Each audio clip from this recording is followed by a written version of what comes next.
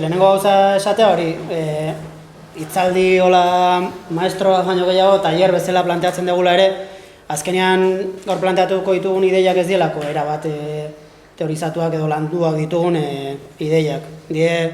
Gure eguneroko praktikatik hainbat ideia solte ateatzen ditugu, goi saiatzen gara forma pixka bat ematen, gure praktika ere osatu ahal izateko. Baina egia da oso heterodoxoa ateatzen dela dena azkenean. Esatea, tituloa komunismoa banatua, hor ere ohartxo bat, banatua hori ez da banandua, banatua da distribuido, ulertzeko. Ez da zatitua, baizik eta banatutako komunismoa. Esan nahi du ulertzeko, gero ulertuko ez dute igual gehiago, baina azkenean ere, esatea gu bilek ezagutu ginenean elkarri esan genion ere komunista ginela, ez gaur egun desakreditatu nahi duten konzeptu bat edo terminoa denean, gu komunista konsideratzen geha, seguraski oso heterodoxoak, neurri batean, baina horrekin arro gaude, baina ez dira gelditzen ere 19. mendeko edo 20. mendeko komunismoaren ideiarekin, guk uste, 21. mendean gaude eta pentsatzen dugu komunismoa zerbait bizia dela, eta hori ere reformulatzen ikasi behar dugula etengabe. Eta hortik, guk gure praktikatik, batez ere lanetik, teknologiarekin daukagun harremanetik, hainbat informazio eta jasotzen ditugu, mundu mailakoa, mundu mailan komunismoa badago, lanketa bat badago horren inguruan, hemen tematzen geha, ez dakit, 1700 inguruko eztabaidetan, gaudenean 2017 iristen, ez? Orduan, igual ez oso oinarri sendoekin planteamendu berriet hauetan, hau da, ez daukagu teoriko pare bat esaten digutena zein den 21. mendeko sozialismoa edo 21. mendeko komunismoa kasu honetan, baina gu saiatzen gara dauzkagun erreferentzietatik egunerokorako ikasgaiak ateatzen, ez? Eta hor dago lehenengo diapositiba pixka bat sintetizatzen duna gaur egingo dugun guztia eta dauzkagun hainbat ideia. Komunismoa banatua behian dagona da gure leloa, ez? Sortu eraldatu elkarbanatu da, aztertu gehitu diogu. Baina sortu eraldatu elkarbanatu hori da guk egiten dugun guztiaren nolabaiteko azpileloa edo egiten dugun guztia zentzu horrekin egiten dugu, eta hor daude atzian fondoan neska bat ikusten dezute, da Nel izena du, eta da zientzia fikziozko novela bateko pertsonaia, etorkizun hobeago batean, hobeago ez dakiten. Zakigu baina, berak bere bidea egiten du, edo lortzen du. Berak lortzen du, etorkizun horretan, mundu hobeago baten aldeko bidea edo egitea, ez? Eta guretzako zientzia fikzioak gero azalduko dugu, Zientzia fikzioak badauka garrantzia, eta ez da frikismo hutsa, badauka garrantzia politikoa, gure ustez zientzia fikzioak, eta hori berpiztu nahi dugu, zientzia fikzioa oso modu anglosajoian tratatzen da askotan, baina historian eta politikan garrantzia handia izan du, eta gure ustez garrantzia du guretza batez ere mugimendu eraldatzaileetan gabiltzan ontzat zientzia fikzioa berreskuratzea etorkizun hobeak imaginatzen ikasteko. Zeren, hori, haiemekin hitz egiten ez, aurreko hitzaldiaren bukaera, bukatu zenuten 1989 inguruan, ez? Ez dakiz zehazki ze arrazoi eman ziren, sozialismo realaren amaierarako. Modelo productivo no hay ninguna propósito. Zuetzen den gu badaukagu horren inguruan gure ideia ere, gure ustez sozialismo errealari bere module produktiboan krisi sakon bat, eskalako krisi sakon bat iritsi zaion, orain kapitalismoari ere iritsi zaion, neurri batean, Sesberi lehenago iritsi zaion, gero sartuko gara horretan, gero azalduko gehiago. Baina bi arazo dabe, bat izan zen, benetan modelo produktiboaren amaiera eman zen, eta hor perestroikaren papera, eta ez naiz gehiagi sartuko horretan, baina modelo produktiboaren amaiera eman zen, baina gero ere, egon zen, nolabait, krisi politiko, ideologiko bat, zeinetan etorkizuna ere imaginatzeko kapazitatea ere galdu dugun ordutik onera. Batez ere Ursen eta Sesben eta iraultzaren aurretik, esango nuke batez ere, eta iraultzaren lehenengo urtetan zerbait izan bazuten zen, etorkizun hobeak imaginatzeko kapazitatea. Imaginatu eta gero gauzatzen saiatu. Gaur egun ez gea kapaz kapitalismotik haratago ezer ikusteko. Ez kapitalista direnek, baina ez da ere kapitalismoaren kontra gaudenak. Ez gara kapaz imaginatzeko mundu bat, zeinetan ez den kapitalismoa modelo produktibo hegemonikoa. Ez gara kapaz. Eta hori, 89tik aurrea, areagotu egiten da. Orduan, gaur egun, momentu batean, zeinetan gauden krisi sistemiko baten erdi-erdian, eta krisi sistemiko horrek ditu komponente medioambientalak, ekonomikoak, sozialak, kulturalak, eskalakoak ere, eta gero sartuko gara eskala produktiboaren krisi horretan, baina egoera horretan ez izatea gu kapaz mugimendu eraldatzaile, emantzipatzailetatik beste munduak imaginatzeko, bada, izugarrizko frakasoa. Eta horri buelta emateko hasi behar duguna da berrikasten. Osea, berrikasten, saiakerak egiten beste mundu horiek, beste gizarte bat, beste module produktibo batzuk imaginatzen, gero horiek egiten saiatzeko. Baina ez bagea kapaze imaginatzen ere nola egingo ditugu. Eta hor dauka garrantzia zerak, zientzia fikzioa guretzako. Horregatik azaltzen da eta gero azalduko da. Nik hau ekarriet, Estrella Roja, Alexander Bogdanovena, 1908an idatzia. 1905ko iraultzan parte hartu zuen Bogdanovek, boltxebikea zen, baina Leninen kontrarioa edo. Hor bat zituzten polemika batzuk, nahiko fuertea, de hecho Leninek idatzi zuen liburua Materialismo y empiriokritismo, idatzi zuen justo Bogdanovi kontra egiteko.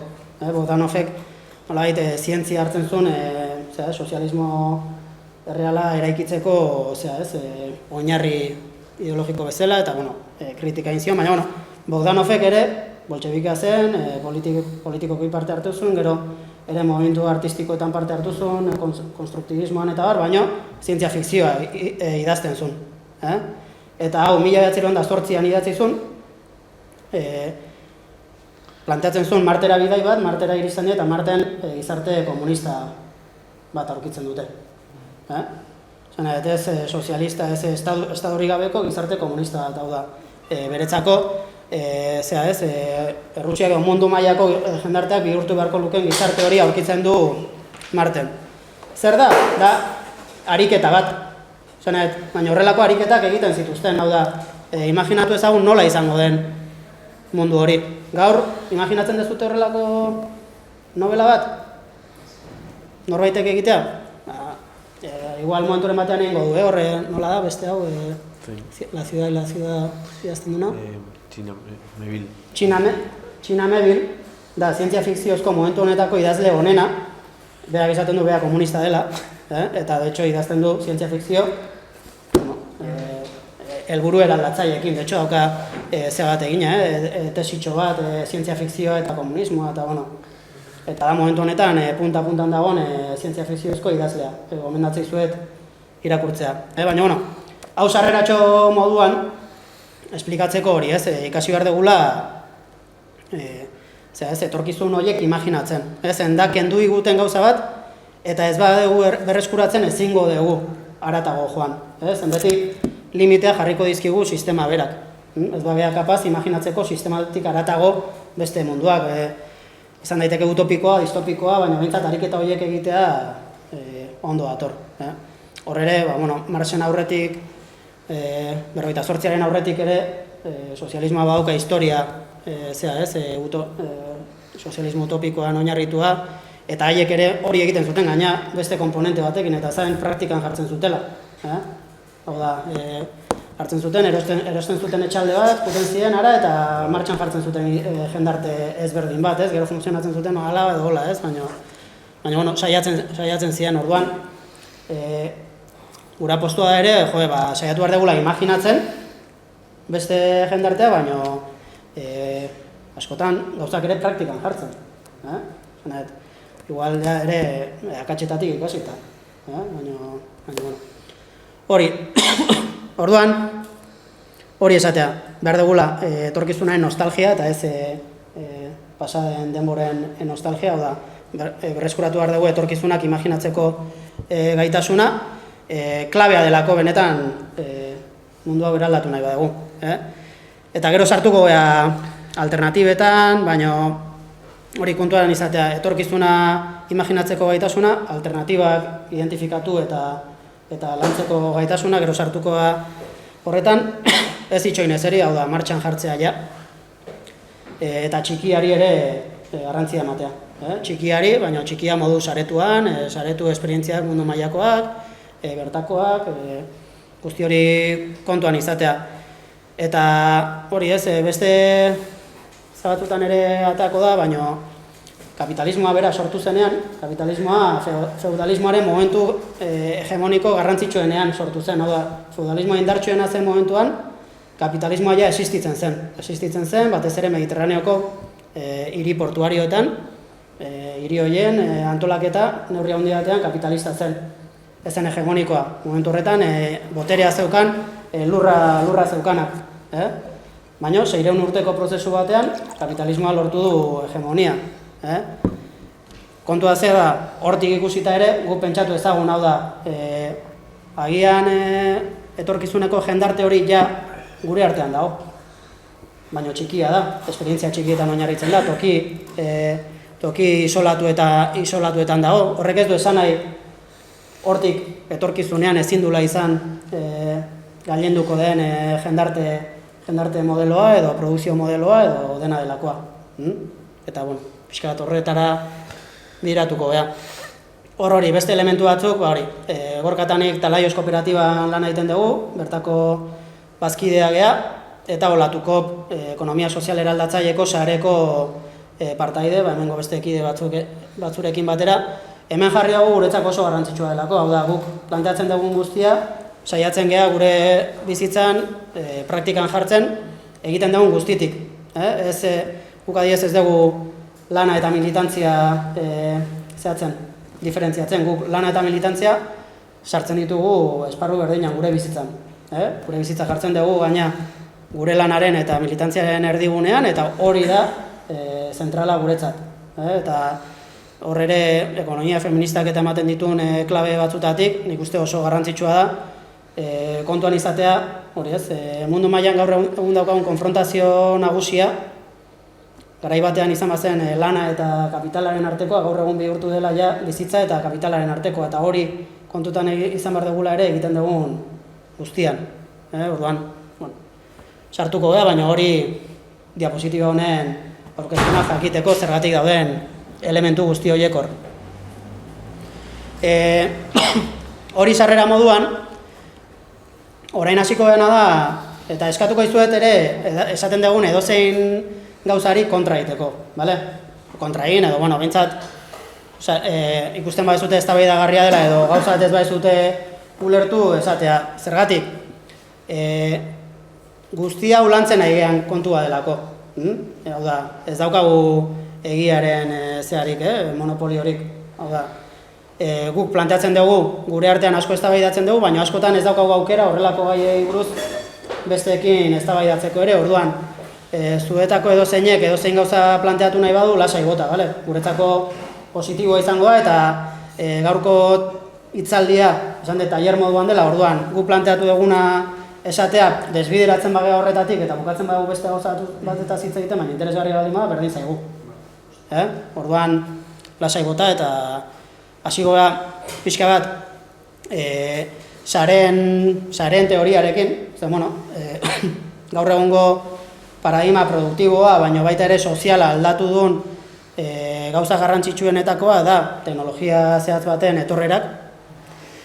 Horre gauza asko aldatu ditu, eta gure ustez hortik, hori analizatuz, baina ez nolabait modu determinista, baina hori analizatuz, ulertu daiteke gaur egun bizi dugun mundua eta batez ere datorren munduaren klabe garrantzitsuak. Eta horretarako, sareen teoriatik hasiko da Gorka, eta gerai uzten diot hitza.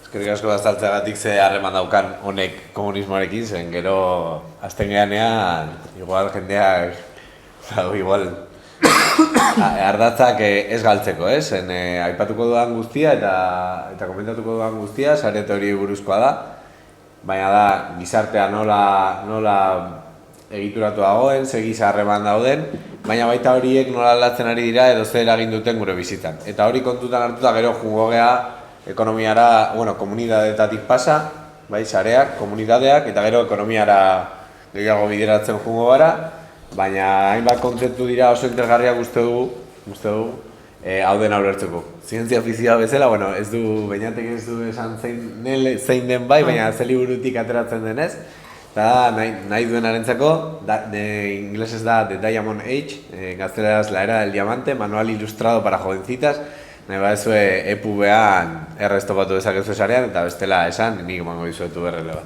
bai? Hasiko gea esan bezala, sareekin, honekin ez, golo, junda, hau da, hola, azkar, hori izango da itzaldia, bai? Jazta, bukatu da? Ez, ordan, sareekin hasiko gea, eta hasiko nahi, termino oso oinarrizkoekin, sarei buruzkoak, gero esan bezala, horiek lotzen juteko. Lehenengo terminoa edo lehenengo zenbaki bat, jarri nahi dizuen mai gainean, da Dunbarren zenbakia, ez dakit hemendik norbaitek ezagutzen duen. Inorrek?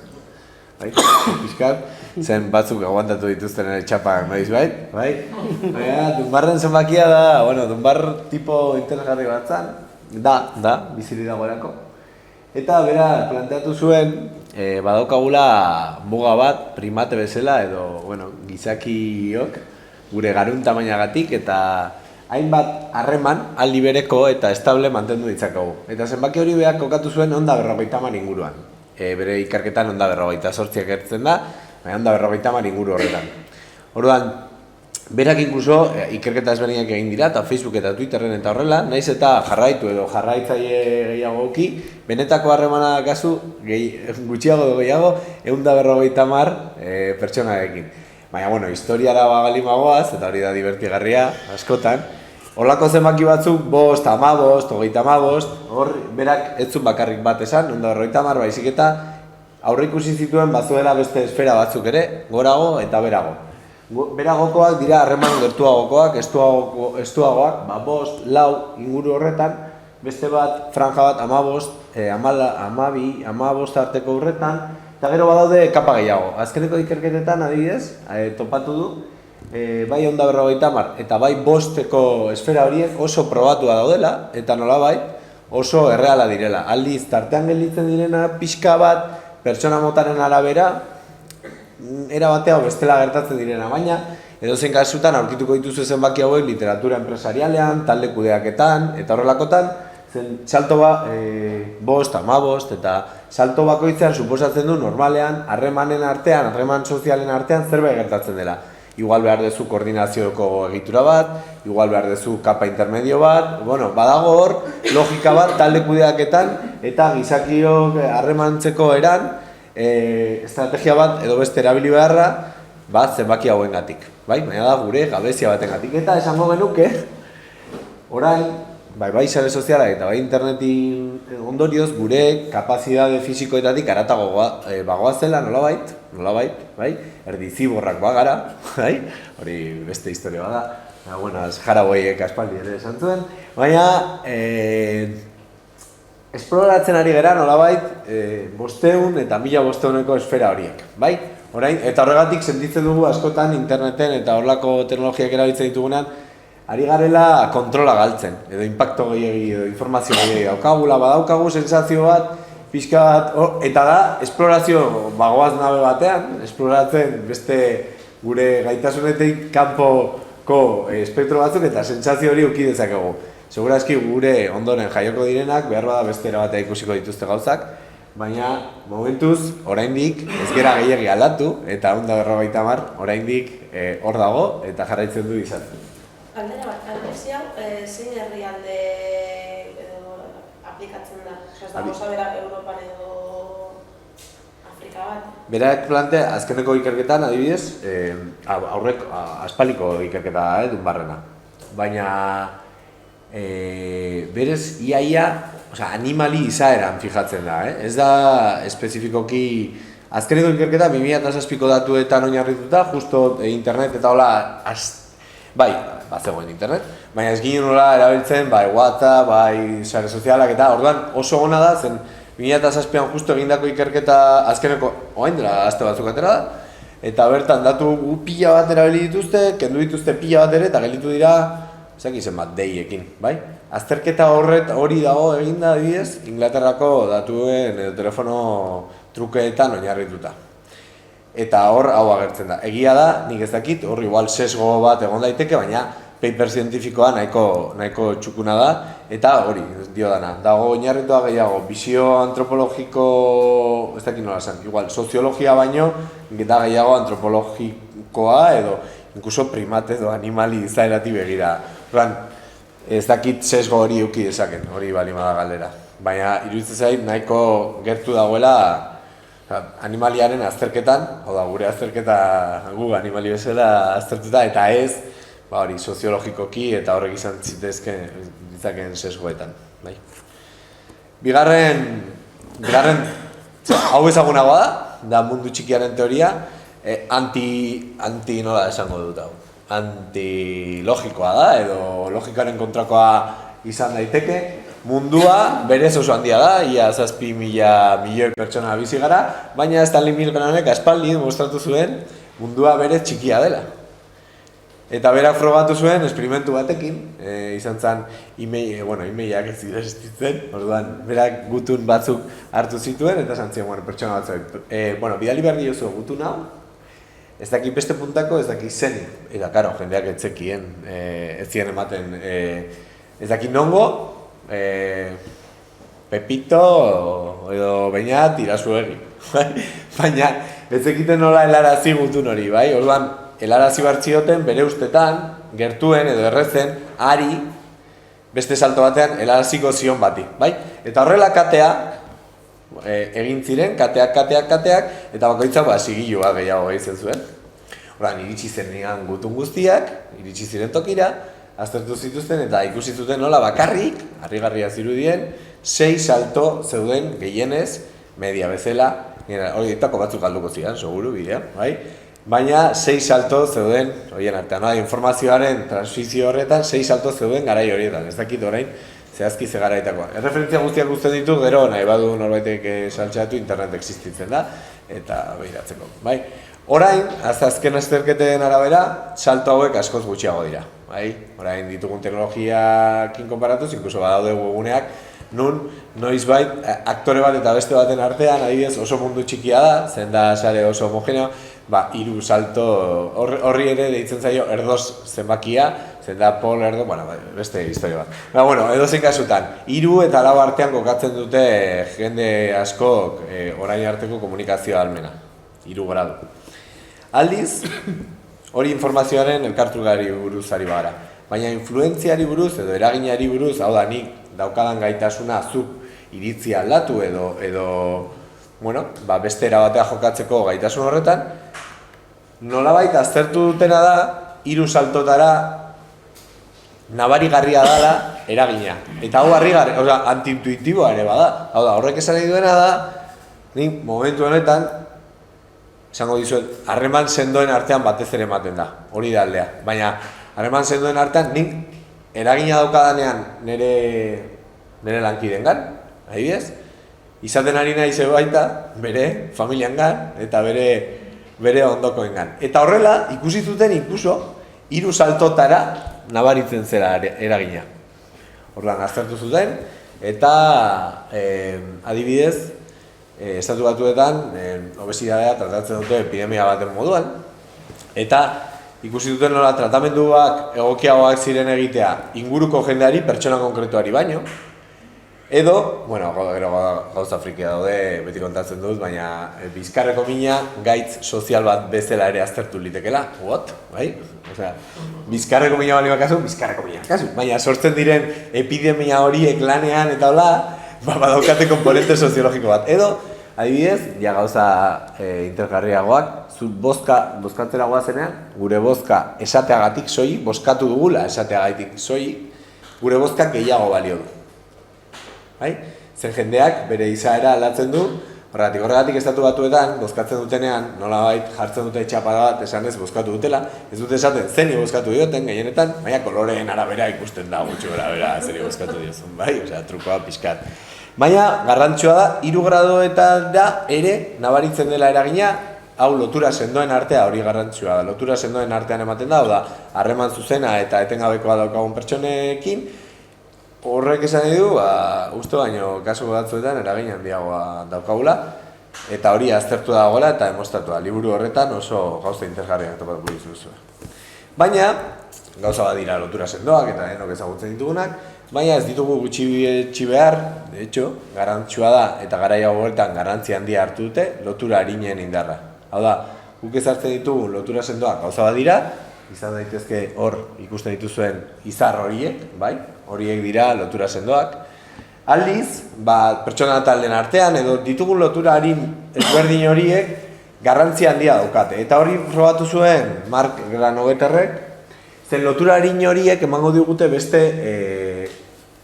gaitasun batzuk emango dizkigute. Eta oso garrantzua dira 21. mendean eta sare sozialak hain garrantzua diren, interneteko sare sozialak hain garrantzua diren garai hauetan, zeren batez ere sare sozial horietan mugitzen dena edo artikulatzen direna lotura arina hauek dira, bai? Sare sozialaren arabera, baina batez ere lotura arin horiek garrantzia hartu dute. Ez du esan nahi bestea baino gehiagoa direnik edo okerragoak. Baina adibidez, lana topatu nahiko baginu, zein lotura mota mobilizatuko genuke? Venga. Bai, lotura arina. Bueno, berez, erantzuna segurazki erreala da denak. Bai? Baina lana topatu ez badezu, langabezia bali bazate da, zure lotura sendoek ezin izan dizutelako sostengatu. Eta orduan egin behar dezuna da, zure klusterretik atera, zure jendetik atera, eta iritsarazi zure mesua ez dakin ora, handik norbaitek lan bat eskaintzeko. Bai, hau oso garrantzua izango da, orduan kontutan hartu. Gero, Dalmon Zentolak oso ikerketa interesgarria planteatu du, eta hau da gehiago sare eta komunidadeen kultur transmisioari begirako estrategiak aztertzen direnean. Adibidez, 3 sare mota daude, bai? Lehenengo sare mota ikusten duzuena da denon artean oso erlazionaturik gaude. Gero beste sare mota batzuk ikusiko ditugu, baina ez liatu. Hau da, konkretui azken ikerketa baten emaitza. Orduan, denekin erlazio eta harreman handia daude, beraz elkar komunikazio handia egon daiteke. Hirugarrena dago oso klusterizatua, ikuste duzue, oso talde itxia daude eta erlazio gutxi beraien artean. Eta aldiz, bigarrena nahasketa moduko bada, bai? Erdikoa, nahasketa modukoa da. Berak ikusi du nola, gero hitz egingo dugu sare banatuei buruz, bai? Baina nola era honetako sareek kultur transmisiorako eta informazioaren elkartrukerako ez dira optimoenak. Hau da, hor soinu edo, ez dakit nola esan, soinua ez, baizik eta zarata gehiegi sortzen da komunikazioan eta batzutan ezin da kultur transmisio egoki bat egin.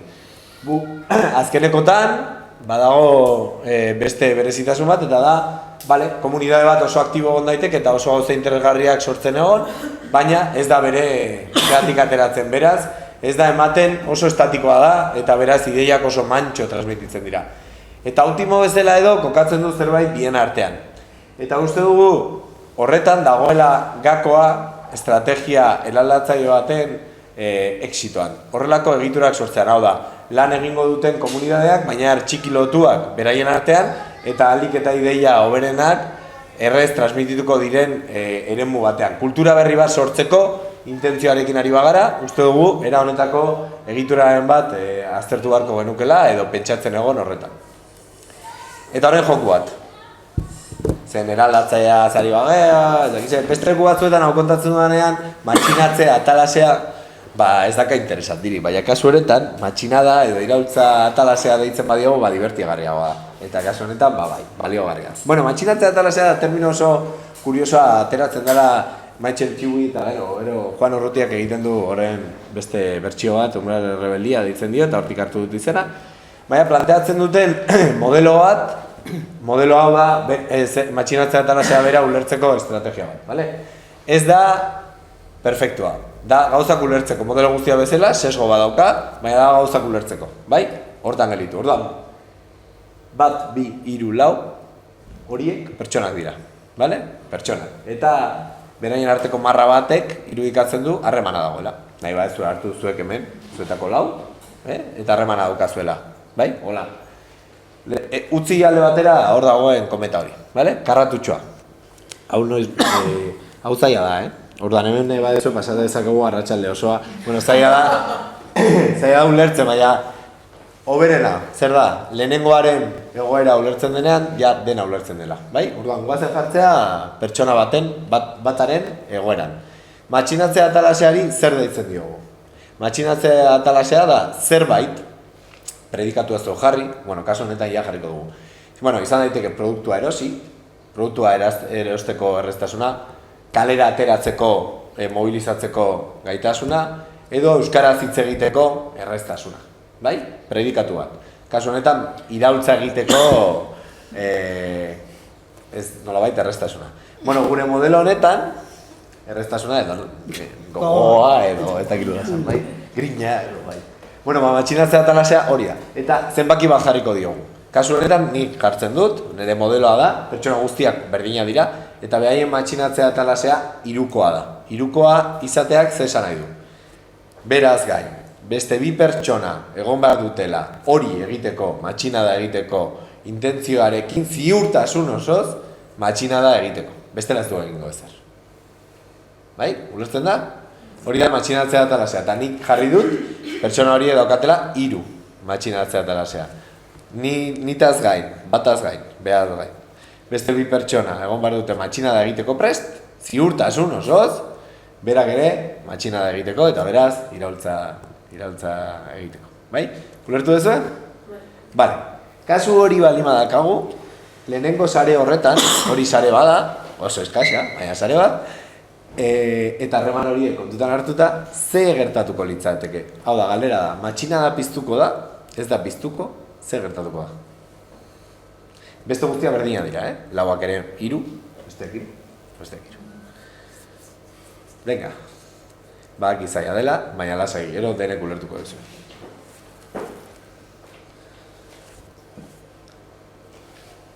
Hau tailer bada, berez soka bat ekarri nahi nun eta lauen arteko rollo bat egin, eta hori, aztu intzai soka baina, bai? Zergatik?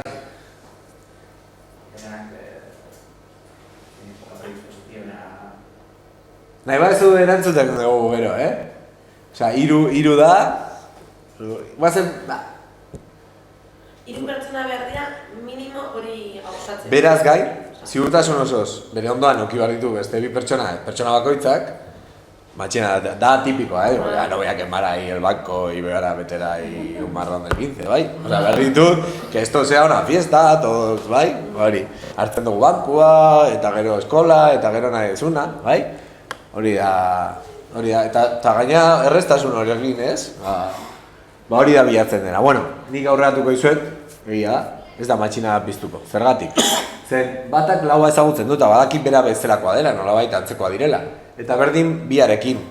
Eta, segura aski pentsatuko du, igual, aterako direla. Baina ziurtasun osoarekin, badaki alegia biak ondoan, beraz gain, beste norbait daukala, ziurtasun osoz, badauka ziurtasun hori, ez daka. Orduan, zer gertatuko da?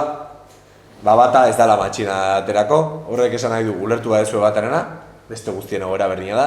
Orduan, pertsona horiek ez dute ezer egingo. Egongo dira, etxean, sofan, edo hipster bihurtuko dira, edo euskal zer gertatuko da, bai?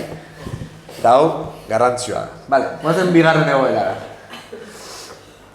Bale, hor ikusten zuen kometa hori, 1, 2, 3 pertsona berdina dira, eta laugarrena bai, baina aldatu dena da sare egitura. Hor zer gertatuko da?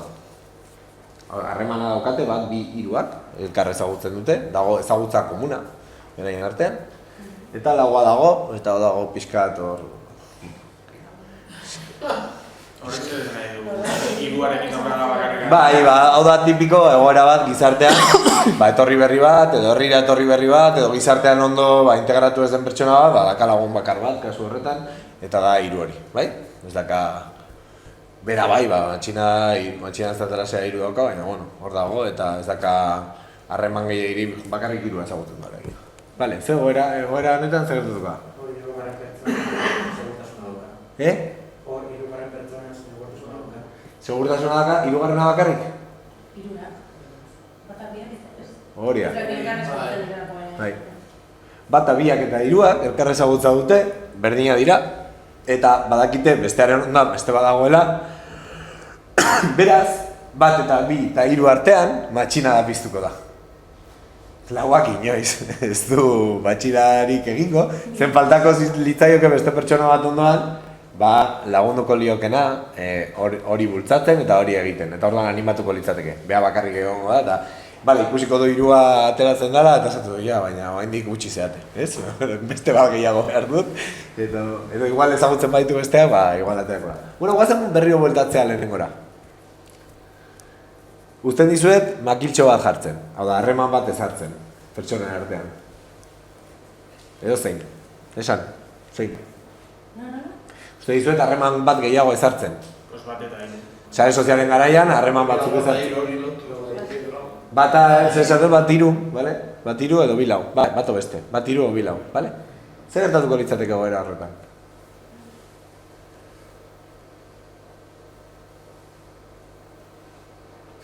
Igual ostiral erratxalea, jendea...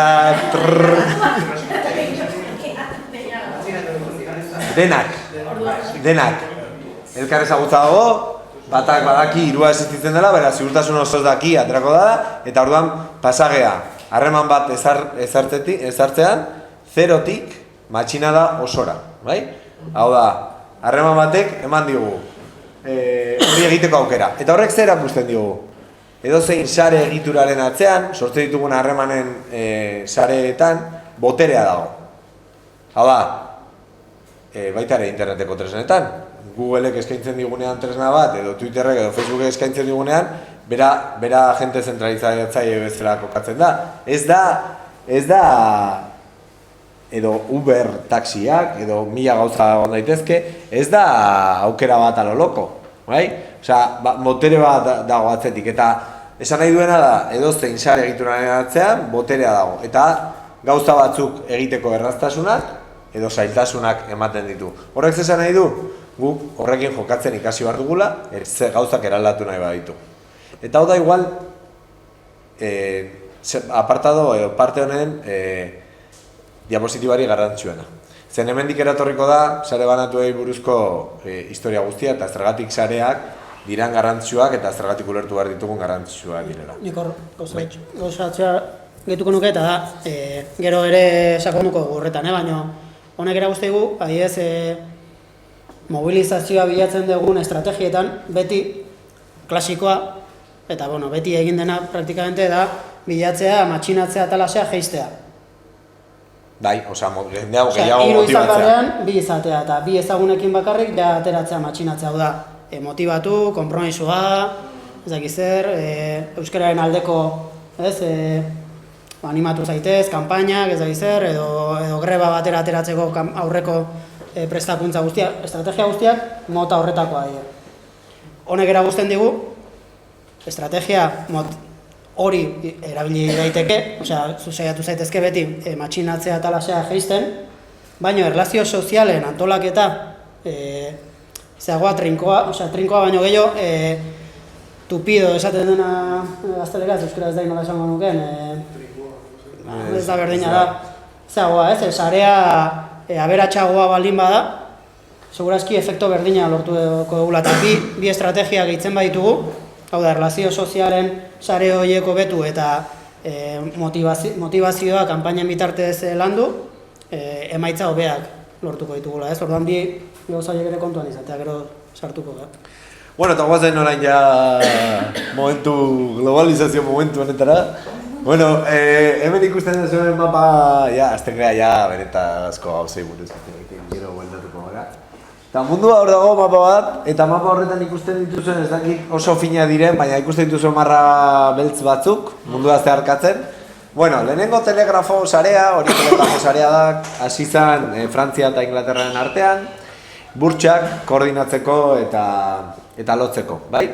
Eta burtsa horrela, alde bateko merkatua eta kapitala, bestean ere eragina izan zezaken eta hasten dira, kapitala ere egituratzen hasten da, eta orain arte ezagutzen dugun sistema pixkat garatzen.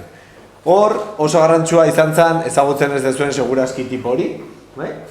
Tipo horrek ikusi zuen, horren esango dizu ez den, tipo horrek ikusi zuen bere langileak burtsarako kanal horren bidez, azpitik, burtsaren informazioaz gain, txaten, Londresen gertatu da hau, edo Parisen gertatu da, gas leherketa bat, edo ez dakit zenek irabazi du, ez dakit, eta ez, hemen ari dira informazioa pasatzen eta nik ez dut dirurik ateratzen horretaz, guazen dirua ateratzea, eta orduan, esan zuen, zergatik ez, dirua atera, eta tipo hori da, norbaiti tortzaio, Reuters, informazio agentziaren sortzailea, da Europa Press eta olakoak, Reuters agentziaren sortzaileetakoa. Gero, beste tipo oso inteligente bat, hau oso kuriosoa da, tipo kable transatlantiko bat bota zuen, bai? Kable transatlantiko bat, bai? Eta lotu zituen lehenengo aldiz Europa eta Estatu Batuak, bai? Eta mundua globalizatzen hasi zen, telegrafoaren bidez lehenengo aldiz, eta orain globalizazioa ezagutzen dugu bere azken fasean, bai? Baina momentu honetan hasten da, eta hasten da, esan dugu ez gara teknologikoki deterministak, baina eraldaketa sozial garrantzuek beti uki dute ondoan, aldaketa informazio eta komunikazio teknologietan aldaketa garrantzua bat, izan daiteke aitzinako garaietan, ikusten badezu aldaketak horizontalean ematen dira gehiago, vertikalean baino, zen askoz ere zailagoa da temperatura aldaketa gati bakarrik, goraka gauzak egitea, gora eta bera, jendeak hotza ez zaio gustatzen, bero gehiagir, asunto batzu daude, ez? Baina baita telegrafoa kasu honetan hasten da egituratzen mundua eta telegrafoaren bidez hasten da egituratzen mundua. Eta ikusten da kapitalismoak ere, bere momentuko fase horretan, hasten da, adibidez, greba baten garaian, produkzioa, debagun greba Frantzian ematen zela, produkzioa, telegrafosare horrek ematen dion almenagatik, desbideratzen Inglaterrara eta kontrakoa. Hau da, langilea konturatzen haste dira, la están jugando. Bai? Orduan, kapitalismoak erabiltzen du teknologia guztia ere, langileen kontra eta beraiek koordinatzeko estrategia moduan. Baina, orduan, langileek ere, hartzen dute, eta momentu garai hauetan, hasten da alderdi sozialista era esponentzial batean. Hau da, txampiñoia bezala hasten da jaiotzen, alderdi sozialista, leku inospito batzuetan, eta planteatzen badezue, ez da oso lergarria momentu horretan, provintzia kapitala, gauza nolabait, estrukturalki edo lurralde antolamendu, ohiko batean, garrantzua zirenetan zoden alderdiak, gehiago. Baina momentu honetan, hasten da, edozein telegrafo estazioaren inguruan, sortzen hasten dira alderdi sozialistaren delegazioak. Eta lehenengo gremioak dira, telegrafista, informazioaren kudeaketak imarzuten, hasten dira ere lehenengo egunkariak, hasten dira sindikatuak, eta mundu horren ondorengoa da telefonoak eman diguna. Eta da, 20. menderaino egituratu gaituena. Eta hori izan gara, horrela gara, de hecho, gaur egun, telegrafoaren sarearen oinordeko honek, telefonoa etorri zen, gero eta baina horren seme-alaba gea, eta horrela egituratu gara.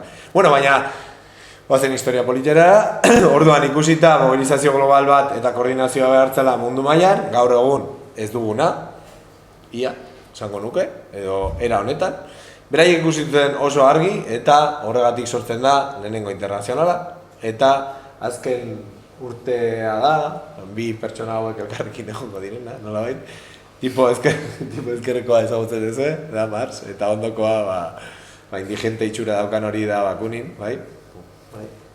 Igual baten batek ezagutuko du, baina hori dago. Bi lehenengo internazionala eman zan, eta gero etorriko zian beste batzuk, baina horiek ere telegrafoaren, sarearen eta egituratzera horren seme alabak ere badira edo horrela ikusten ditugu, bai? aurrela bada, eta sinisten bai diazue, edo kontrare egin ahal diazue. Orain hemen gaude. Hau da oso azkar azalduta, Paul Baranek internet buruan zuenean, Paul Baranei esan zioten bida. Hor badago DARPA izeneko agentzia bat estatu batuetan, bai? Eta hasieran internetek izen hori za, ARPANET. Zan, DARPA dia, nolabait, defentsa departamentuko frikiak estatu batuetan, bai? Eta esan zioten, montatuko diguzu olako sare komunikazioa bat? Bueno, beharrezkoa da resilientea izatea zen, eraso baten aurrean honek aguantatu behar du, bai? Eta horrean azten da Paul Baran azterketak egiten eta badaude topologia gehiago, baina 3 topologia hauek dira nagusi. Lehenengoa da zentralizatzailea, hau da badago nodo zentral bat, bai?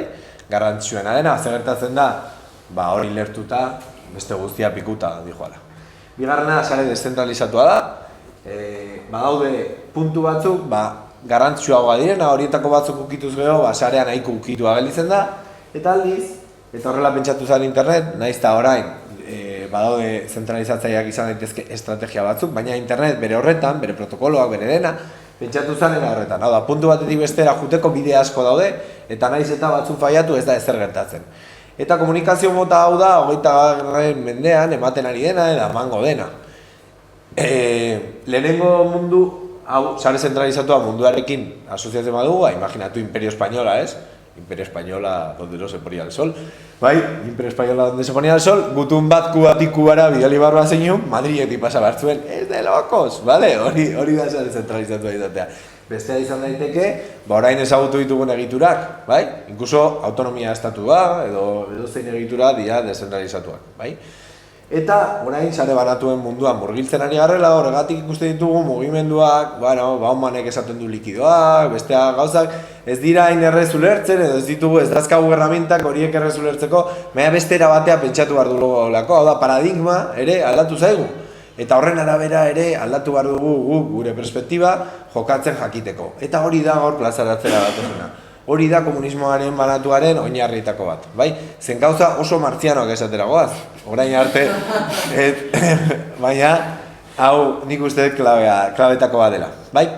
Ordan, ezin dugu lertu sareak komunitatea gabe. Zen sarea, komunitateak dira, sareak ere badira, baina bere barnean logika batzu dituztenak. Eta lehen ikusi dugun sare egitura horietako batean, bertan sortzen da ezagutza eta gero zabaltzen da, beraietatik kanpora. Baina beraiek egiten dute lana, gehiago, nolabait, bai? Zer ikasi dezakegu interneteko eta online komunitateetatik adibidez? Zen norbaitek erakusten badigu etorkizuna da, orain arte, klabe horietan lan egiten ari direnak. Ezin dugu ulertu orain etorkizunari buruzko eztabaida batean, ezin dugu planteatu igual daude oso esperientzia interesgarriak iraganean, eta horiek klabe berrietan interpretatu ditzakegu. Hori gauza bada, baina igual interesgarriagoa da ere orain arte klabe horietan eta oso friki izaeran lanean egon direnek ze pista ematen dizkiguten ikustea. Eta hori da planteatzen dizuedana. Orduan, komunitateak ulertzeko guri gustatzen zaigu eta oso gurea da, naiz eta ondoan hemen zita batzuk jartzen ditut, baina komunitateetan badaude konpromiso maila ezberdinak eta jende guztiak ulertzen du, bai?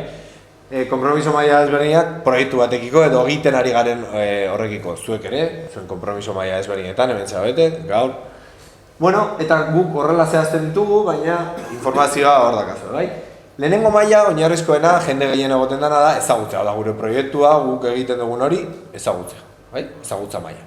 Bigarrena, atxikimendu maila, nolabait gure proiektuarekiko edo egiten dugun horrekiko, atxikimendu bat adieraztea, ondo egiten duzue, bestea da parte hartzea, egiten dugu zerbait, eta noiz bai parte hartzea, noiz behin zerbait egitea, eta laugarren mailaia garrantzua da, elkarrekintza maila da. Denok batera eta elkarrekin, maila berean, lan egitea eta gauzak egitea, bai?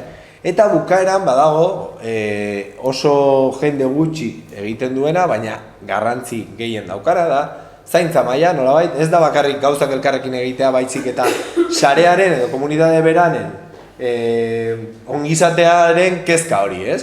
Ondo zaude, triste zaude, bueno, ze erreztasun o zailtasun dituzu militatzeko, demagu militantzia komunitate bati buruz ari baina, eztabaida komunitate bati buruz ariko bagina bestera bateko gauza da.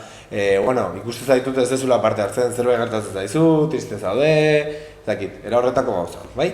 Baina, hau lertzen badezu konpromiso maila normalean, eta oso garrantzua da, atxikituta maila bakoitzari badago komunikazio mota bat optimoagoa dena bestea baino. Eta horregatik esaten den, ze batzutan tematzen geha gauza batzutan delokos, bai? Adibidez, ez dakit nuntzan, egia esan. Ez dakit nungo konstituzioan nahi zuten egin Facebook bidez. Yes, mola. O, ez dakit ze egunkariko editoriala, ez dut aipatuko zen, hau realitateko kasua da.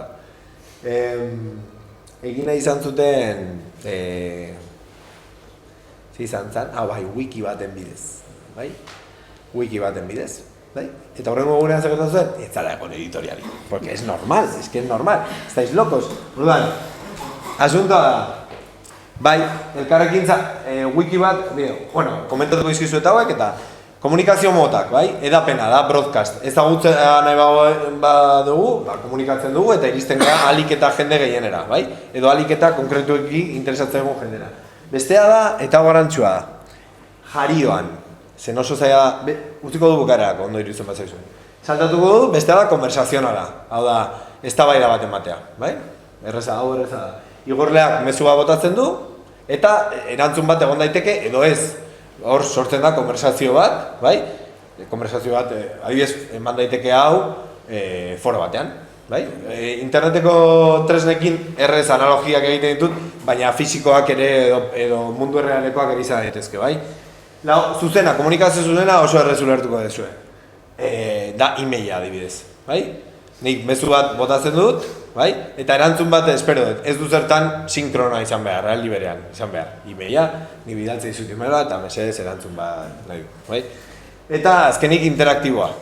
Interaktiboa suposatzen da telefonoa, edo aurrez aurrekoa, edo WhatsApp bidezkoa askotan interaktiboa da, bai? Batzutan izan daiteke zuzena ere, baina WhatsAppak, Telegram, horiek interaktibitatea alibereko komunikazio etengabea. Gero eta gorago, ulertzen zu konpromiso mailan, gero eta komunikazio mota ere nolabait gastu gehiago suposatzen du. Eta erlazio horiek mantentzeko denbora gehiago behar izaten dugu. Bai? Da sensazio hori, ez daki zenbat, oain dela zenbat ez dudala lagunari deitzen. Noizbait deitu beharko diot, sensazio hori. Bale, jetxiko nahi jariora, zen hori da interneteko sare sozialek ekarri diguten nobedadetako bat, lehen ez zegoena, edo bestera batea zegoen, txaskarrilloak eta horrelako gauza.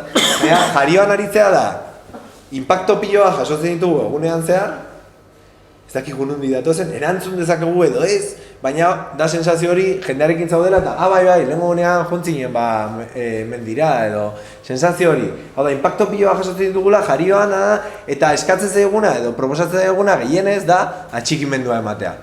Eta hori horren arkadea feliz edo izan daiteke Facebook, bai? Datxegin, me gustaren... Osa, simbolismo horrekin ulertzen dugu ze konpromiso maila eskaintzen digute tresna horiek, bai? Eta konpromiso maila hori dago lotuta jarioan komunikatzearekin, bai? Zergatik da garantzua hau? Estrategia bat garatzea bagoaz, baita komunikatiboa ere, edo talde baten egituratze maila edo impactoa izan nahi badugu norbaitengan, segun eta zenengan sortu nahi duguna inpaktua, segun eta zen bat gure komunitatetik urrun edo gertuago egon, komunikazio mota batzuk edo beste batzuk erabiliko ditugu. Bai? Hori da pentsarazien nahi dizuedana momentu honetan. Baina hau ni ja, igual hau ez izuek kontatzen zen hilingo zate, baina gu eta komunismoa banatuan oso garrantzua iruditzen zaigu sare topologietan oinarrituz eta horren bueltan aztertzea bitartekaritza ados egon gaitezke edo ez, baina bitartekaritza ereduak aldatzen ari dira. Gero eta adibidez, bitartekari gutxiago behar ditugu gauza batzuetarako eta beste batzuk ere jaio dira beste gauza batzuetarako. Gu horrelako bereizketa bat egiten dugu, 5 bitartekaritza ereduen artean, eta eskuinetatik ezkerretata nolabait sare zentralizatzaileagotik banatuagoetara dijoaz. Eta hemen agertzen diren hauek dira harremana ezarri aurretik zenek dauka nolabait batuta edo, harremana dagoen bitartean bakoitzak ze balore hartzen dion, ateratzen dio harreman hori, eta behin bukatuta, eta garrantzitsua da, edozein bikotetan bezala, bukatzen denean nola gelditzen da erlazioa. Bai? Bakoitzak ze eraman du erlazio horretatik. Egoera berdinean atera dira, positiboa da, ez da?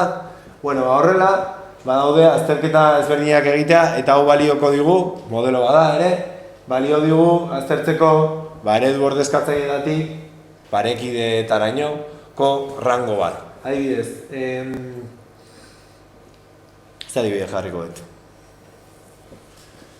Erreza da, nahi beti adibide teknologikoa ateratzen daizkit, Bale, ordezkatzailea, imaginatu, ordezkatzailea da, ez dakazu beste aukerarik, bertatik pasa behar dezu, da representatibitatea ordezkatzailea da. Pasa behar dezu nahi eta nahi ez, hortik, bideratzaile horretatik, ze bestela ez dago, monopolio baten kasuan. Bale? Bigarrena, behartzailea. Bueno, nolabait, badago indar bat, eramaten dizuna, eta berak beti dauka harremana horren kontrola, baina, egon daiteke beste bat, baina behartzen zaitu nolabait berartik pasatzea. Bigarrena errezagoa da, batzailea. Batzailea Google izan daiteke, inorrek ez dizu behartzen Google erabiltzea. Bai? Baina, hainbeste jenderen gauzak integratzea lortzen du, azkenean ez dagoela besterik ia, eta berak agregazio lan horrengatik onura batzuk ateratzen ditu, eta zuk hortik pasa hartzea. Nahi eta nahi ezia. Ez dezaten nahi eta nahi ez. Baina, berak zerbait ematen dizu, eta horregatik erabiltzen ditugu tresnak. Bai? Bueno, hori, bideratzailea da demagun harreman bat ezartzen duen bitartekari bat, baina gero bera kentzen dena erditik, bai? Nahiko interesgarria izan daitekena. Hau da, zuta bion artean, pertsona batek elkartzen gaitu, baina gero kentzen da, igual kostu ekonomiko bat suposatu du horrek, baina bueno, bera kentzen da, eta gero harreman hori mantentzen da, eta hortik bakoitza berea. Eta bukatzean da, harremana dira, erabat parekideak nolabait, PVP edo, bai? Eta harremana dira, berdinen arteko harremana, eta bitartekaririk balima dago, beste bada. Bai? Ez dago ezberdintasunik zentzu horretan. Bale, hau gero agertuko da berriro, orduan ez dut. Baina online komunidadei buruz ari bagara, eta hortik ikastea proposamen bada, hau ere ematen dela oso argi eduki behar dugu. Online komunidadeetan normalean gardentasuna, parte hartze maila ezberdinak, lidergo partekatua egon ohi da. Hau adibidez gertatzen da edozein Wikipedian edo edozein nolako, bai, bateratze tresnetan, adostasun zabalak eman ohi dira, meritokrazia dago, ez demokrazia, batzutan ez dago demokrazia, bai? Osea, meritokrazia dago, gatazken kudeaketarako mekanismoak, nik intziditu nahiko nuke azkeneko bitan.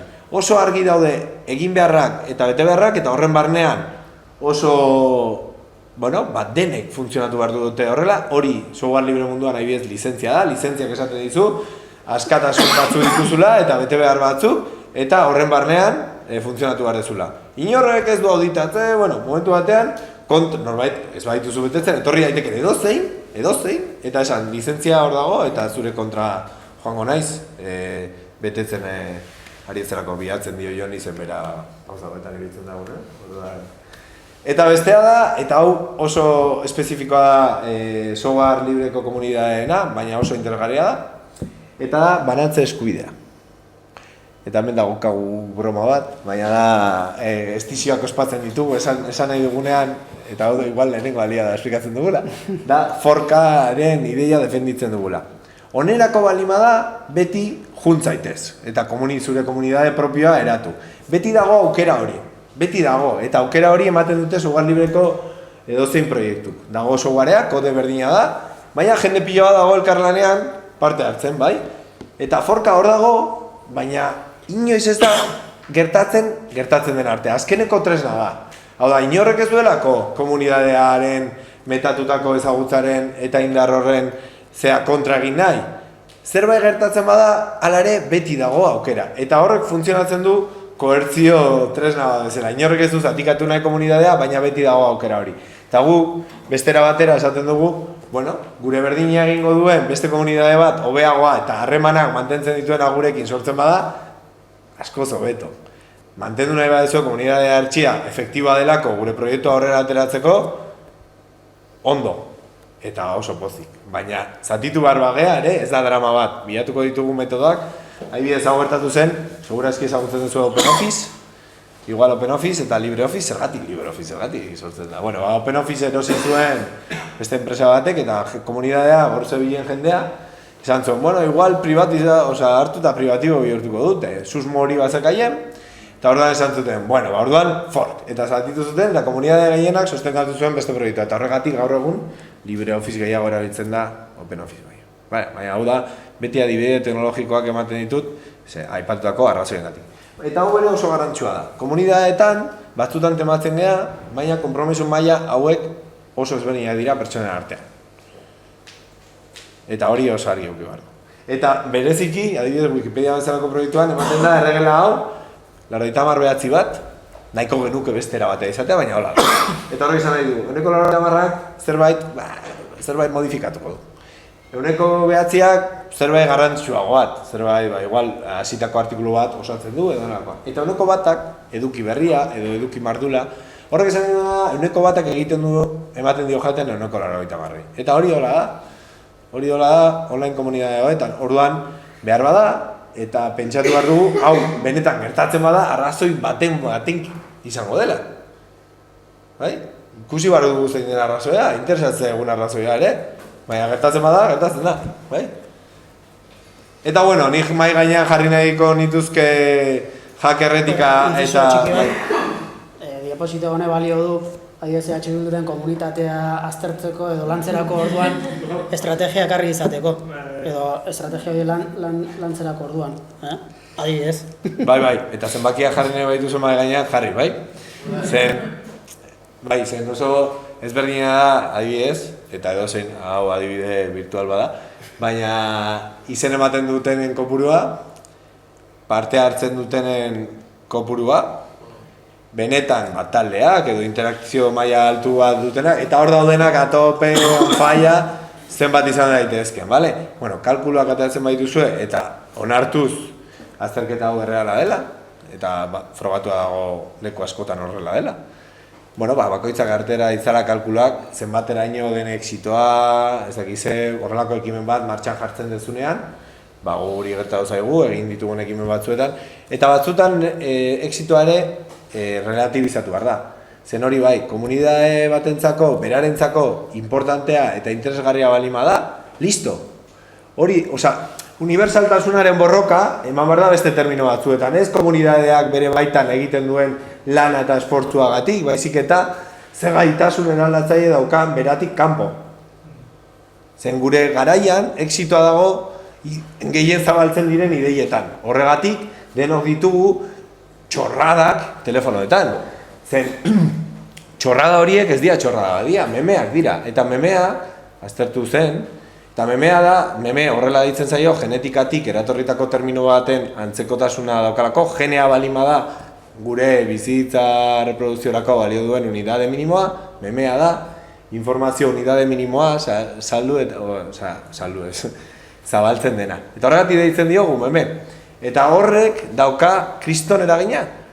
Eta hor jokatzen dugu, ez da bai da, eta jokoa hor dago, ez meme txorratan, dago, gure ideiak alik eta gehien sakabanatzen, sozializatzeko gaitasunan, nola permeatzen dugun gizartean, eta hor dago arrakasta edo ez hainbesteko horren. Ditut, bukatzeko, hau utziko du gero horako, baina etika hackerrarena bai interesatzen zait, zen komunitate hauek badaukate etika individual bat askotan, kolektiboaren nik esango nuke badena, baina bi definizio daude, hacker etika eta etika hackerra definitzen dutenak. Eta uste dut, eta gainera, Kepa Jimanen ja kolega da, ni peka da, baina Kepa Jimanen, euskalduna, finlandesa da, broma, baina berak, bere Manuel Castellsekin idatzitako liburu batean, egin zuena zen kontrajarri lanaren etika, eta berriro gatoz analisi marxista edo ekonomikora, lanaren etika protestantearen frentean, jaiotzen ari zela, beste etika modota bat, eta etika horri deitu zion hacker etika. Eta parametro hauen barnean kokatzen du berak hacker etika. Grina, askatasuna, sormena, ekimena, kontzientzia soziala, berdintasuna, berdinen arteko elkarrezagutza, ardura soziala, informazioaren atzipen librea, irisgarritasuna, egia, korrupzioaren kontra, fasismoaren kontra, alienazioaren kontra, bai? Eta hor kokatzen du, eta termino horretan kokatzen du etika berri baten jaiotza, berak soziologikoki egiten du azterketa, eta ikusten du nola hor dauden beraien bizitza ordenagailu baten aurrean pasatzen ari diren jende horrek oso sozialak direnak, ikerketa guztia diote familia daukatela eta lagun asko, gainera. Baina jaiotzen ari zela hacker etika bat eta berak hacker etikaren izena eman zion. Hackers liburuan Steven Levy gero ere berak proposatzen du manifiesto bat hitzaurrean hau ere esaten du. Une berean jaiotzen dira bi definizioa, baina oso antzekoa dira. Hacker bat zer dan? Bera hackerra zalako. Bueno, berak ikusten partekatzea, irekitasuna, deszentralizazioa, eta hor komunismo banatuarekin uztartzen da. Konputagailuetara atzipena, zen konputagailuekin mundua aldatu daiteke, eta hori da azkeneko mundua. Oso da hackerrek idatzitako terminoetan, beste soziologo batek idatzi duena, baina uste du garrantzitsua dela etorkizunari begira eta kontuan hartzeko. Orain dator, komunen kulturen inguruko zea bat, baina pasako dugu eta gero etorriko darako, bai? Eta orain baina zure txanda. Bale, pasa. Bale, guztionekin eta gero bueltatuko gea komunetara eta baita ere hackerretikara zen garrantzia handia dauka ni bueltatzen naiz, ja pixkat praktikotasunera ere. Hau da, guk arlo guzti hauek hartzen ditugu estrategia kontuan eta guk uste degulako estrategia landu behar degula modu banatuan, beste modu batera, beste jendarte mota batera goazela eta hori kontuan izan behar degula edo zer egiteko. Hasieran kontatu dut, hola gainetik bota dut, baina nik uste garrantzia handia dauka eta hasteko hortik hasi nahiko nuke eta da bizi egun krisi sistemiko honetan eta krisi honetatik ez gera ateako, nik hola uste dut, hau da beste mundu batera transizioan gaude, ez dakigu nola izangoen, oraingo zera bat distopikoa da gertatzen ari den guztia, baina hortara goaz, gure esku dago ere hori hobeagoa izatea. Krisi multilateral horretan dago krisi bat, ez dena kontuan izaten eta de hecho ez dena igual txarra. Kontuan hori dira gure ustea, baina da eskalen krisia. Eta honek ekonomiarekin ikusteko handiaka eta da egitura ekonomikoen eskalaren optimotasunaren krisi bat dago. Hau da, kapitalismoan, esan den noiz sortu zen, oso entitate txikitatik, hiri portuario eta Mediterranean sortuta, kapitalismoan, kasi linealki, incluso exponentzialki, egitura ekonomikoak handitzen, eskalan handitzen joan dira teknologiaren laguntzarekin. Teknologiako hobetu bezala eta teknologiak gauzak produzitzeko, baina baita ere teknologia sozialak, harremantzeko, bankuak, txekeak, dirua, hori dena ere teknologia bezala ulertuta, teknologien laguntzarekin ekonomia edo produkziorako egituren eskala gero eta handiagoa joan da bihurtzen. Esan hasieran artisauetik hasi, kale gremialetara pasa, hortik fabrika oraindik ez industrialetara, gero fabrika industrialak, industrializazioan horre ematen da beste despege bat eskalarena, beti teknologiak lagundu duna da alde batetik.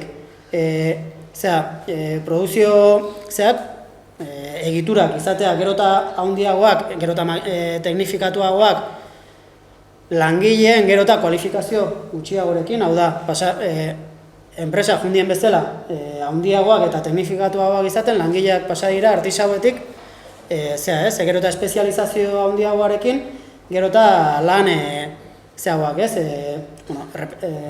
alienantegoak, repetitibogoak eta egitera. Hori izan da nolabait kapitalismoaren etengabeko krisitik krisirako salto horietan beti eskalan handitzen junda. Baina lehenengo gerra mundialean batez ere kapitalismo kolonialistaren bukaerarekin hori eten bat ematen hasten da. Eta horreaino, iristen diak gero irauten duena pixka batek, keynesianismoarekin, enpresa publikoak, hor ere sartzen da berriro, hau da, daukagu egitura ekonomiko, fabrikaziorako egitura handiak estatalak, ere eskalan oinarrituak, hau da, gero eta handiagoa, gero eta hobeto, zentralizatua, kontrol zentral batekin, planifikazio zentral batekin, hor gero eta traktore enpresa erraldoiak, ez da gizzer, gero eta handiagoa hobeto da. Zen optimoagoa da produzitzeko. Hau da, rekursoen erabilera hobea da, gero eta eskala handiagoko fabrikazio unitateak izan. Baina hori, gero eta handiagoa eta zentralizatuagoa den egitura horietan, iristen da momentu batea eta lotura dauka teoria guztiarekin eta Dunbarren zenbakiarekin ere, hau da, gero eta egitura handiago horiek kudeatzeko, gero eta intermediazio egitura gehiago behar dira. Behar dire kapatazak, lehenengo, industrializazioan, gero behar dira, gero eta maila intermedioko lan gehiago, langileek, gero eta espezializazio handiagoarekin eta kapazitazio gutxiagorekin gauza gehiago egiteko. Baina behar dira gero eta kapa intermedio gehiago. Eta kapa intermedio horiek doaz inefizientziak sortzen. Ekonomiari izugarrizko inefizientzia horien akumulazioz ekonomiari izugarrizko arazoa sortzen dizkiona eta inkluso krisiak sortzen dira inefizientzia horiengatik. Inefizientzia horien akumulazioz, eta hori da David Ugarteren tesia, guk ezagutzen dugun ekonomista ez dakit nola kalifikatu.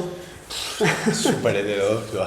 Proudhonianoa esango nuke, neurri batean, baina, berak esaten duena da, Gerra Mundialaren ondoren, krisiak akumulatzen dihoaztela, eta gero, enpresa handiek gero eta arazo gehiago dituztela, gero eta optimoagoa izateko, eta gero ja ezin dutela gehiago handitu, optimoagoa izateko. Orduan, krisi horiek afektatzen hasten dira, eta lehenengo, adibidez, ursoen afektatzen dute, eta hor, enpresa publiko handietan, inefizientzia kasuak ematen dira, rekursoak gaizki erabiltzen dira, gero eta koste handigoa daude gauzak produzitzeko, eta horrek, nolabait, Rusiako ekonomia sortzen ditula krisi batzuk, eta azkenean eramaten dutena perestroikara, eta gero 89ra, ez? Baina hori ez da ursoen bakarrik gelitu, hori ere gertatu zaio kapitalismoari.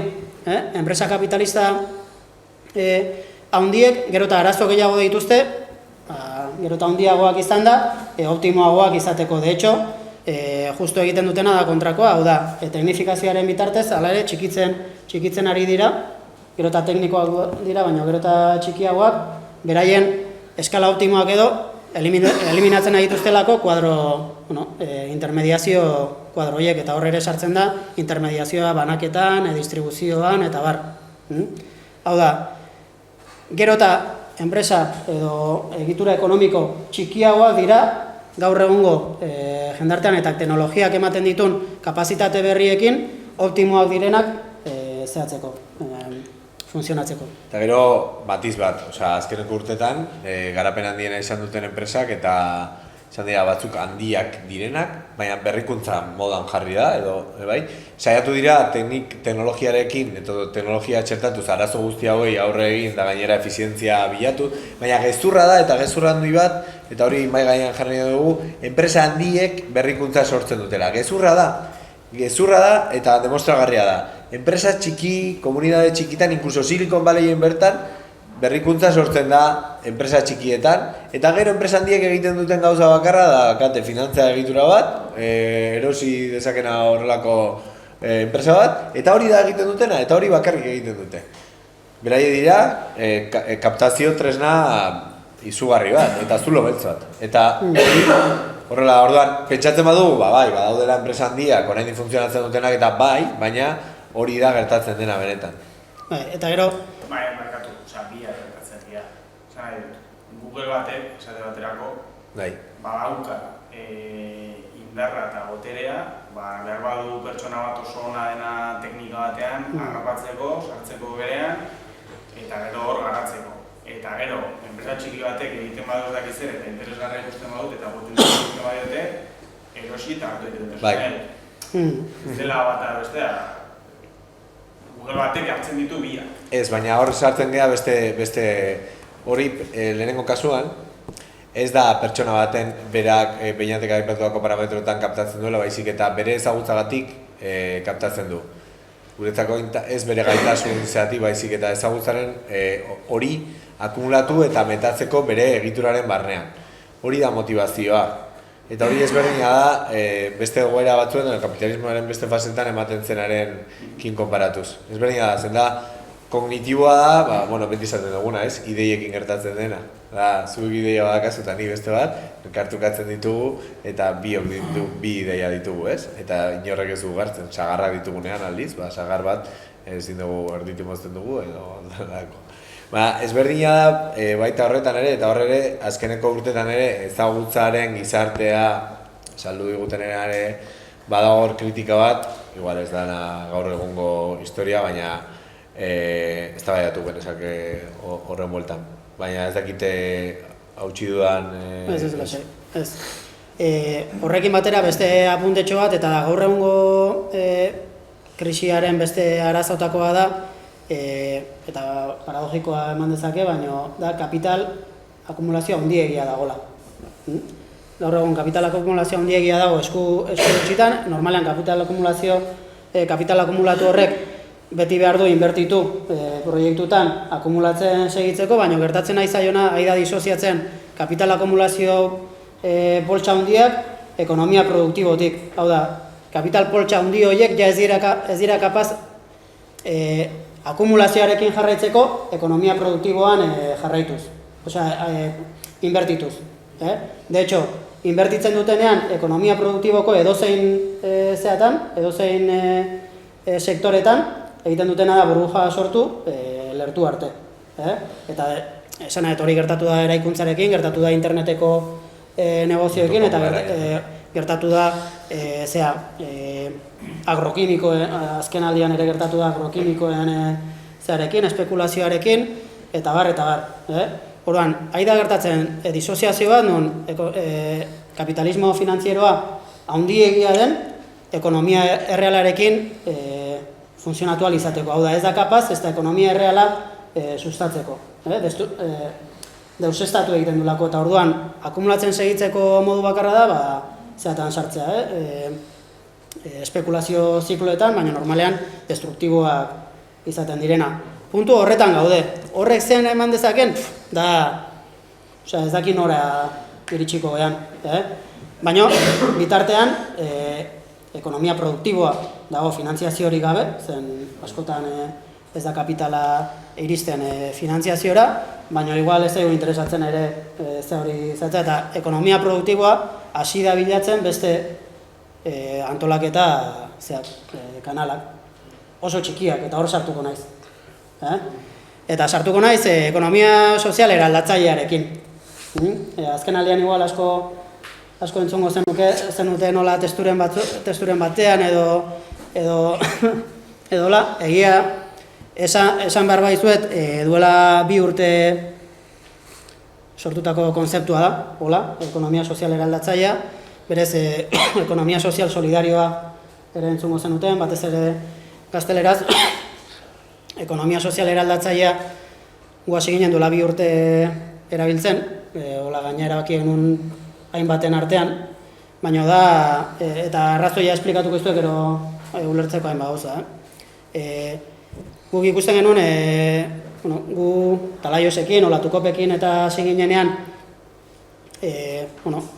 genitula planteamenduak ekonomia beste modu batera egiteko, gu kokatzen ginen ekonomia sozial solidarioaren paradigma horretan, eta gero sartuko naiz horretan, baina ikusten genuen diskursoa sortzerako orduan Euskal Herrian arazoa geneukala, batez ere euskeraz lantzen genunean, eta zen ekonomia sozial solidarioa esaten genunean, zuzenki lotzen gintuzten 3. sektoreari.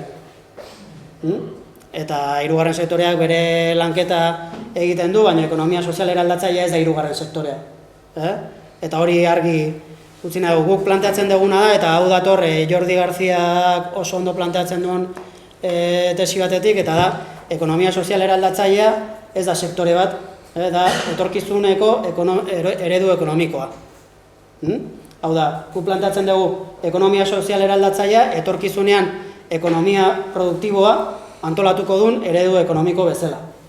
Horrek esan nahi duen guztiarekin. Zer noain geha,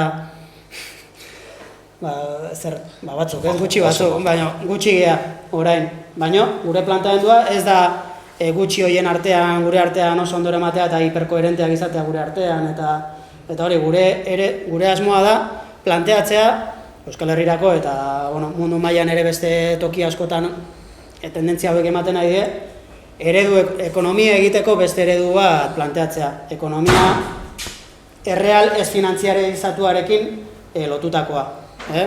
Orduan, hori argitu nahi nun, ekonomia sozial eraldatzailea erabiltzen dugu, transformador izan liteke gazteleraz ere, eta eraldatzailea gehitu genion, uste dugulako guk planteatzen dugun eredua solidarioa badela, baina gainera eraldatzailea ere. Hau da, eraldatzeko asmoa dauka. Ez bakarrik gure artean zea solidarioak izatea, baizik eta ekonomia eta jendartea eraldatzeko asmoa daukan eredu ekonomikoa da. Eta horregatik, apostu egiten dugu horregatik eta diskurtsoa sortzeagatik ze horretan. Eta errepikatzea txikia geha, baina gure asmoa da, diskurtsoa sortzea gaur egun oso garrantzitsua. Gero noski diskurtsoa edukiz bete behar da, eta hori ere saiatzen egiten egunerokotik praktikarekin. Baina argi hori, konzeptu berri bada, lantzen duguna, eredu bezala, eta esaten denean ez daukagu etorkizuneko eredurik ez dakiz zer, gu planteatzegu bai, daukagu etorkizuneko eredua, eta Jordi Garziak idatzi zuen liburu bat, Adiós Capitalismo, gazteleraz Adiós Capitalismo, badago gazteleraz, oso errez irakurtzen da, zen da ariketatxo bat, behakiten du ariketa bat, nola bihurtu liteken ekonomia sozial solidarioa, etorkizuneko eredu hori, eta proiektatzen du asmo hori, eta esaten du, gizartea nola antolatuko litzake paradigma honetan. Hori gomendatzei zuet irakurtzea, baina, hor sartuta klabe batzuk emateagatik, ekonomia sozial eraldatzailearen printzipioak zein diren, nik uste garrantzitsua delako, sakontzen nahi naiz gaian, baina nik uste garrantzitsua da jakitea, eta da, jabetza kolektiboa dela, eta demokrazia ekonomikoa dela gestio eredua. Hau da, hor badaude, alternatiba ekonomikoen munduan planteamendu batzuk, esate dutena ez garrantzitsua dena parte hartzea, langileen parte hartzea, de hecho, hemen diputazioan ere EAJak ere planteatzen du langileen parte hartzea izan bardula eredugarria, ez da zer, baina ez du planteatzen benetako langileen jabetza bat, azkenean produzio medioena, eta guk hori planteatzen dugu da. Langileak izan behar dira, lana egiten dutenak izan behar dira, produzioa ingo duten egitura horien jabeak. Eta horretako guretzako eta argi esan da, eredu juridikoa gaur egun hortara bideratua dauna, kooperatiba eta kooperatibismoa izan daiteke ere hor eredu. Kooperatibismoaren historiaren kritika guztiarekin eta nahi zuten guztia hitz egin dezakegu horretaz, zen, Olatuko pere jaiotzen da horko refleksio batetik, kooperatibismoak Euskal Herrian, zeuzkan, bizio, bata da, zergatik ezberdin du edo ekonomia sozial eta solidarioan txertatu, baina bestera batea, eraldaketa terminoetan, eta bestea da, zergatik sortzen da, orain arte kooperatiboismo historikoa bere referentzia eta interes eta importantzia eta garrantzia guztiarekin, baina gaur egungo garaietarako batzuentzako ez da baliagarria edo relatibizatu nahi dugu. Badaudelako ezagutzen dugun esperientzia makro horretatik kanpo, korporazio gainera bilakatu dena, antidemokratikoa zentzu batzuetan, bere balioa galdu dituena bestera batera esan da, ez da balioak berreskuratzea joan superkoherentea den kooperatibismo berri bat, baina bai da bestera batea eraiki nahi den kooperatibismo bat, kontutan hartuta, kooperatibismo asko adibidez Euskal Herrian ez dela makroegitura horretan barnean gertatzen. Hartzen badituzue baita ere kooperatibismoaren datuak, konkretuki horri buruz, kooperatiba asko daude gure inguruan, ez ezaguna direnak, eta ez daudenak integratuta beste esfera horietan. Baina, ojo, baita ere eman behar diogu eta ulertzen dugu jendeak kritika egitea, baina balio bat eman behar diogu eta balio bat ematen diogu hor egon den esperientzia horri. Hortik ikasteko, sozialismo edo komunismoan egon diren esperientzia ezberdinei buruz bere gauza honak eta txarrak eztabaidatzen ditugun bezala, hemen ere dialektika marxista funtzionatu behar du eta gure gertuko esperientzia honekin berdin, ez? Eta horrela egiten dugu. Orduan, printzipala da guretzako kooperatibismo berri honetan eta ekonomia eredu honetan, kooperatiba esatetenean ez naiz bakarrik forma juridikoa zari, ekonomia komunitarioko beste esperientziak ere txertatzen ditugu hemen, izan daitezken elkarteak, kolektiboak antolatzen diena kontsumorako, hainbat gauza txertatu daitezke hemen. Baina jabetza izan behar du, bertan lana egiten dutenena. Hau da, dialektika zea hori lana zearen kapitalaren artean berreskuratu behar dugu gehituz, lanaren esparrua zabalduz. Eta ez lana fabrika batean bakarrik, baizik eta lana esparru guzitan.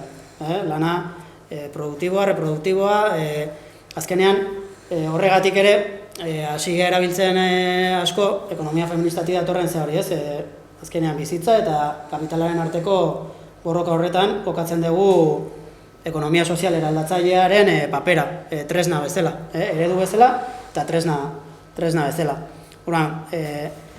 Jabetza kolektiboa izan behar du, demokrazia ekonomikoan antolatuta, hau garrantzitsua da, justo horretan, hau da kapitalari garrantzia kendu eta pertsonei emanez benetan erabakitzeko gaitasuna, eta horre, pertsona bat boto bat, ez da zer, hori da demokrazia ekonomikoa sartu gaitezke. Gero, transparentzia eta ezagutza librea, izan behar ditu ere oinarrian, hau da, egiten duguna irekia izan behar du eta edozeinek eskuragarri izan behar du ere, berak bere proiektua aurrera emateko edo bere jakintza maila areagotzeko. Gero ere, aberastasunaren banaketa, berdintasuna, elkartasuna eta pertsonaen eta kolektiboen autonomia, kontuan izango dituen eredu bat da, hor gauza asko bota ditut, baina sakondu ezakegu. Eta gero ere, bizitza, elkartasuna, komuna, eta bizitzaren iraunkortasuna etengabe erdigunean jarriko duna. Bizitzaren iraunkortasuna bai pertsonena, bai bertan eredu honetan lana egiten dugun pertsonena, baina baita ere ingurugiroarena, bi esfera horiek hartuta.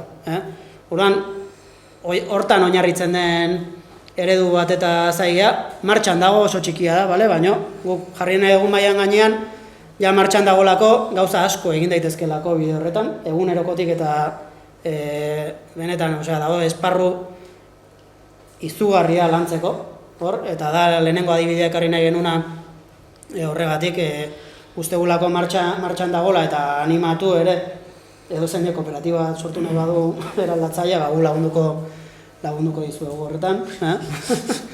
Baina, nik uste, garrantzitsua delako gaur egun, lehen esan dut, hasieran esan dut, ez daukagu gaitasuna etorkizuna marraztu eta irudikatzeko. Eta horregatik oso garrantzitsua da, proiektu errealetatik ere abiatzea gaur egun. Egiten dugunari ematea ere unibertsaltasun puntu hori, txikiak gea, gauza txikiak egiten ditugu, batzutan oso lokalak edo oso sektorialak, baina guk guztiei ematen diogu eraldaketarako impulsoaren hori, eta eredu berri bat eraikitzearen lana, eta hor da unibertsaltasunarekin lotura. Hau da, tokian tokiten ditugu goza, baina helburu unibertsalekin, pasa igual. Gero hori,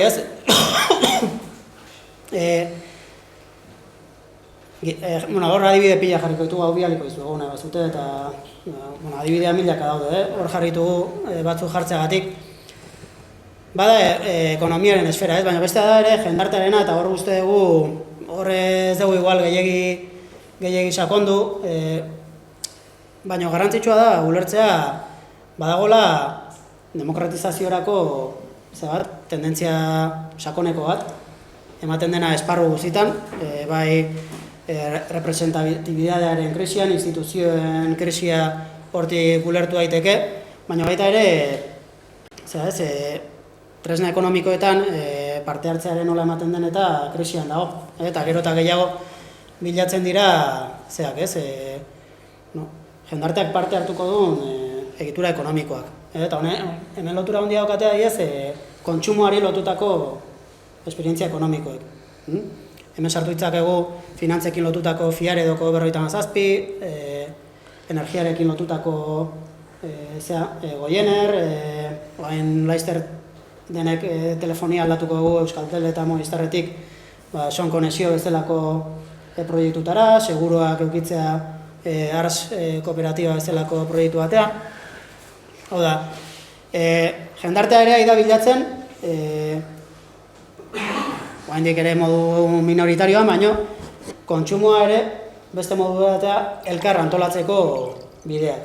Eta horregatik, naizta izan kontsumoari begirakoak, nik uste garrantzia handia eman behar diogu parte honi, zeren jendartearen parte oso zabalari eragiten dio.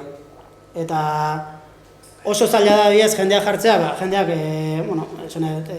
proiektu produktibo bat martxan jartzea oso kostosoa da, azkenean jendeak oso konbentzitua egon behar duelako, batzutan kapitala behar da, ezagutza behar da, animoa behar da, horretarako, baina kontsumoarekin lotutako esperientzietara jende asko lotzeko kriston aukera daukagu. Eta ez da kasualidadea, nik ikuste eta azkeneko urtean inflexio puntu bat ikusi orain arte nik FIARen dana batzat 13 urte. 13 urte txapa ematen, eta ez exito oso handiarekin, baina nabaitu eta azkeneko urtean dagoela izugarrizko interesa horrelako proiektuekiko. Eta horra aida ematen aldaketa bat. Eta lotura dauka, ez bakarrik ekonomiarekin edo kontsumoarekin dauka, jendarteak gero eta gehiago erabakiak hartu nahi ditula bere kabuz. Hor ere baina bat, eta da, nik ikuste aidela sortzen kriston arrakala, demokratizatu nahi duen jendartearen artean, eta pasibo den jendartearen artean. Bai, ez dakit hori nola adirazi, oso gauza, esperientziatik etortzen zaiten gauza baino dago, gero eta jende gehiago oso interesatua demokratizazioan orokorrean, bai kontsumoan, ekonomian, parte hartze politikoan, baina gero eta distantzia handiagoa ikusten dut, jendarte hori, eta nolabait, representatibidadean orain desinisten duna, azkenean erosketak egiten dituna zentro komertzialetan, inungo kuestionamendurik gabe, eta hori peligrosoa irutzen zait. Eta ez dakiz ze soluzio bilatu, baina oso animatuan nagoen bezala, ikustetelako gero eta jende gehiago tendentzia batean, gero eta gehiago kezkatzen hau, separazioa gero eta handiago dela.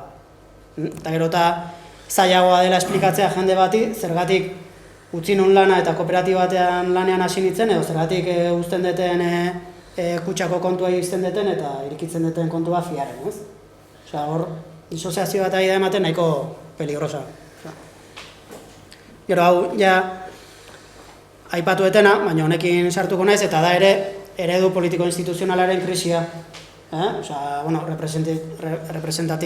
Sistema representatiboa gero eta jende gutxiago konbentzitzen gaitu, gero eta gehiago nahi ditugu eguneroko bizitzan eragiten gaituzten eragikietan parte hartu, berdina, disoziazio horrekin. Eta oraindik ez daukagu eredu berririk, eta, de hecho, egon daitezke alderdi batzuk eredu ezberdin baten alde lan egin nahiko luketena, baina eredu instituzionala bera dago aurreko paradigman sortua. Orduan, botere instituzionala lortzen dezunean hori aldatzea asko kostatzen da, ondo dakigun bezala. Orduan, baina badago krisi bat, legitimidade krisi bat, badago impulso bat hori aldatzekoa, baina dauzkagun instituzioek ez dute balio.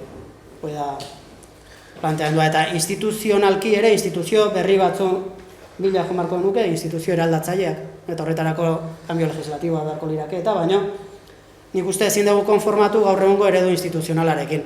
Ez naiz Euskal Herriak badun estatua edo ez, enaiz gehiagoai, incluso municipalismotik, udaletxe batek dauzkan tresnak aurrera egiteko edo benetan egin nahi duen eraldaketa prozesu, politikoki egin nahi duen eraldaketa prozesuak benetan herrian gauzatzeko. Eta hori guk asko ikusten dugu adiez, garapen agentziekin edo garapen ekonomikorako estrukturekin harreman desente daukagu talai ose mitartez olatuko bitartez, eta ikusten dugu hor aldaketa, ez da konbentzituta egon, askotan, hasi imposiblea da, tresna instituzionalak modu batea diseinatua daudelako, eta askotan ere teknikariak oso hortara adekuatua daudelako, eta horrekin ere askotan kostatzen delako aldaketa egitean ez da politikoki egin, teknikoki ezin delako. Orduan, eta hau dator, eta hor da Aliantza Publiko Kooperatiboa jartzen duna, pasa, ez baina aurre egon bai. Hemen ez du ezer jartzen, baina hau oso garrantzitsua da. Hau oso garrantzitsua eta haude, aldaketa, esan dugu ez krisian gaude eta ez dakigu nora aterako gehan. Pentsatu beharko genuke nora nahi dugun atera, guk bentsat. Eta pixkat, historian atzea buelta dingoet, eta bueltatuko naiz 29ko krisira. Batez ere 19. mendean, sistema ekonomiko politiko liberalean nolai sustatu zen, estatua txikia zen, zeuden monarkia, ez da zer alimentatuak eta, baina estatua txikia zen eta sistema liberala edo pribatua, nolait gerota indar gehiago ematen zitzaion. Den antolatzeko, teoria liberal klasikoen bitartez, merkatua da dena antolatuko duna, orduan gero eta merkatu gehiago, eta merkatua gehiago zabaldu, gero nahiz eta horik ezurra izan eta merkatua kontrolatua izan, baina hori sartuko da, gero eta merkatu handiagoa jendartea hobeto antolatuko da eta sortuko du zera gehiago, bienestar, ongizate gehiago. Hori sinismen kontu bat da, baina aplikatu da zientzia bat izango balitzake bezala. Hori puskatu zen Lehenengo Gerra Mundiala eta 29ko krisiaren artean. Puskatu zen. Krisi horrek asko iraunduzun eta iraunduzun nik uste 1914-tik Bigarren Gerra Mundialaren bukaera arte, iraunduzun krisi bat izan zen, bigarrarekin, devastadoreak izan zienak, baina zen modelo horren amaiera bat zegoelako, hau da. Liberalismoa planteatzen zuen antolaketa sozial hori, ezen egia eta kapital akumulazio beharraren ondorioz gerra hauek etorri ziren, tartean gaina iraultza sozialista gertatu zen, eta iraultza sozialista horrekin aurkitzean, sistema berak planteatzen du nolabaiteko erdibide bat, ekilibrio bat bilatzeko, eta da keynesianismoa. Oso simple esplikatuta, sakondu dezakegu gehiago, baino, planteatzen dena da nolabait merkatua den globo handi hori nolabait kontrolatzea estatuaren kontrola handiago batekin. Eta nolabait ekilibratzea merkatua eta estatua. Eta horrekin sortzea ongizate estatua eta baina toki batzutarako bakarrik eta horri egin daitekeen kritika guztiarekin. Krisi hori eman zenean, 14ko 55era, keynesianismoa izan zen, nolabait hegemonia lortu zuen pentsamendua, baina pentsamendu gehiago ere egondu zen. Hor, keynesianismoak ematen zion, merkatuari bere papera ematen zion, eta estatuari ematen zion bere papera. Baina adiez, komunitarioa den guztia, hortik kanpo uzten zuen. Dena publikoa edo pribatua.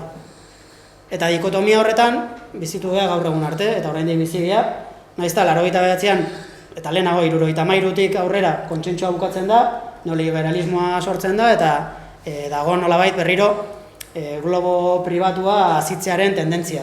Eta hor, goaz gaur egun arte, non privatizazioa, publikoaren privatizazioa, eta bar. Baina bide horretan guztian eta ordutik, ahaztu zaigu, ekonomia komunitarioaren indarra. Jendartea historikoki ez antolatu ez merkatu baten bitartez, eta ez da ere zentralismo politiko publiko baten bitartez, orokorrean. Batez ere ekonomia gehiena beti eman da esfera komunitarioan. Eta hori batean 19. mendea eta 20. mendearen hasieran ahaztu egin zitzaigun, momentu horretan kontsentsu berri hori iritsi zelako. Eta dago tipo genial badela Polanyi, batzuk irakurria izango dezute, tipo honek, justo krisi horretan, Keynesek planteatzen duenean bere teoria, honek ere bere teoria planteatzen du.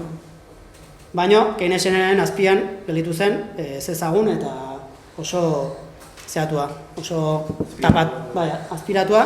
Eta honek esaten zuena zen, los límites del mercado, beak esaten duena, azterketa egin zuen hainbat gizarterena, inkluso Sumerioen gizartea planteatu dena kapitalismoaren kasi sortzaile bezala, dirua eta kontabilitatea sortu zutelako, baina beak esatu Sumerioak merkatua ez dela existitzen Sumerioen artean.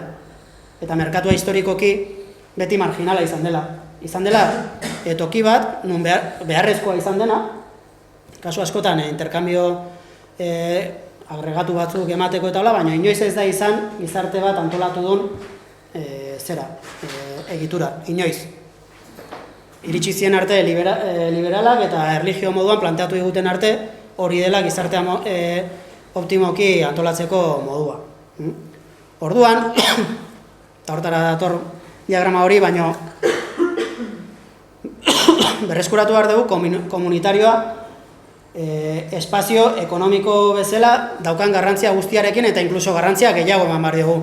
Eta ulertu behar dugu dauden existitu daitezkeen tentsioak publiko, pribatu eta komunitarioaren artean.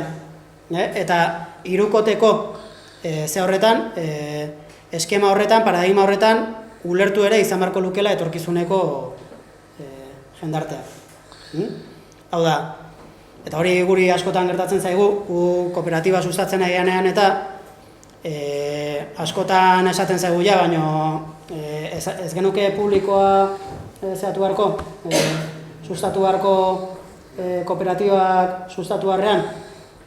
Nire erantzuna da ez, baina hor eztabaida soluzioa izan daiteke, gatozelako pentsatzeko modu batetik, zen komunitarioa baztertu duna ez da bakarrik pribatua, eremu pribatua. Eremu publikoak ere komunitarioa baztertu du. Autoantolaketako bezala, modu bezala. Eta hori nik uste kritika bat egin barko genioke, publikoan sinisten deguneri ere. Orduan, paradigma berrian, gure planteamendua eta ekonomia sozial eraldatzailea planteatzen duna, baina existitu behar dula eremu publikoak, batez ere oinarrizko baliabideak, osasuna, renten redistribuzioa aseguratzeko, energia izan daiteke beste bat, existitu behar du, eta indartsua izan behar du. Existitu behar du pribatua, baina kasu honetan ekonomia sozial eraldatzailearen planteamendua da, pribatua den guztia kolektiboa izatea, hau da kooperatibismoa, eta hor dago ere luzera begirako bat, hau da, pribatu bezala ulertzen den, batez ere ekonomia produktibora dedikatuko den esfera hori kooperatiboa izan behar du, kolektiboa, langileen esku egon behar du, eta hirugarrena komunitarioa. Hau da, komunitateak berak sortzen duen ongizate esfera erlazional ekonomiko guzti hori. Hor dago etorkizuneko paradigma berria, gure ustez, eta krisi honetatik horrera ateratzen saiatu beharko genuke. Nola? Hor dago, gure ez gehan atrebitzen erabat esaten, ez? Gaude transizio fase batean, eta transizio fase hori da publikorik ez eta dena merkatuaren esku, merkatu likidadore horren esku, edo guazen paradigma berri bat sortzera. Paradigma hori existitzen da. Modu oso desorekatua, baina existitzen da. Eta tokian toki, baude adibide hobeak, okerragoak, komunitarioa indartzen dutenak, kooperatiboari bere tokia ematen diotena, publikoa ere indartzen dutenak, kontua da nola izan beharko luken.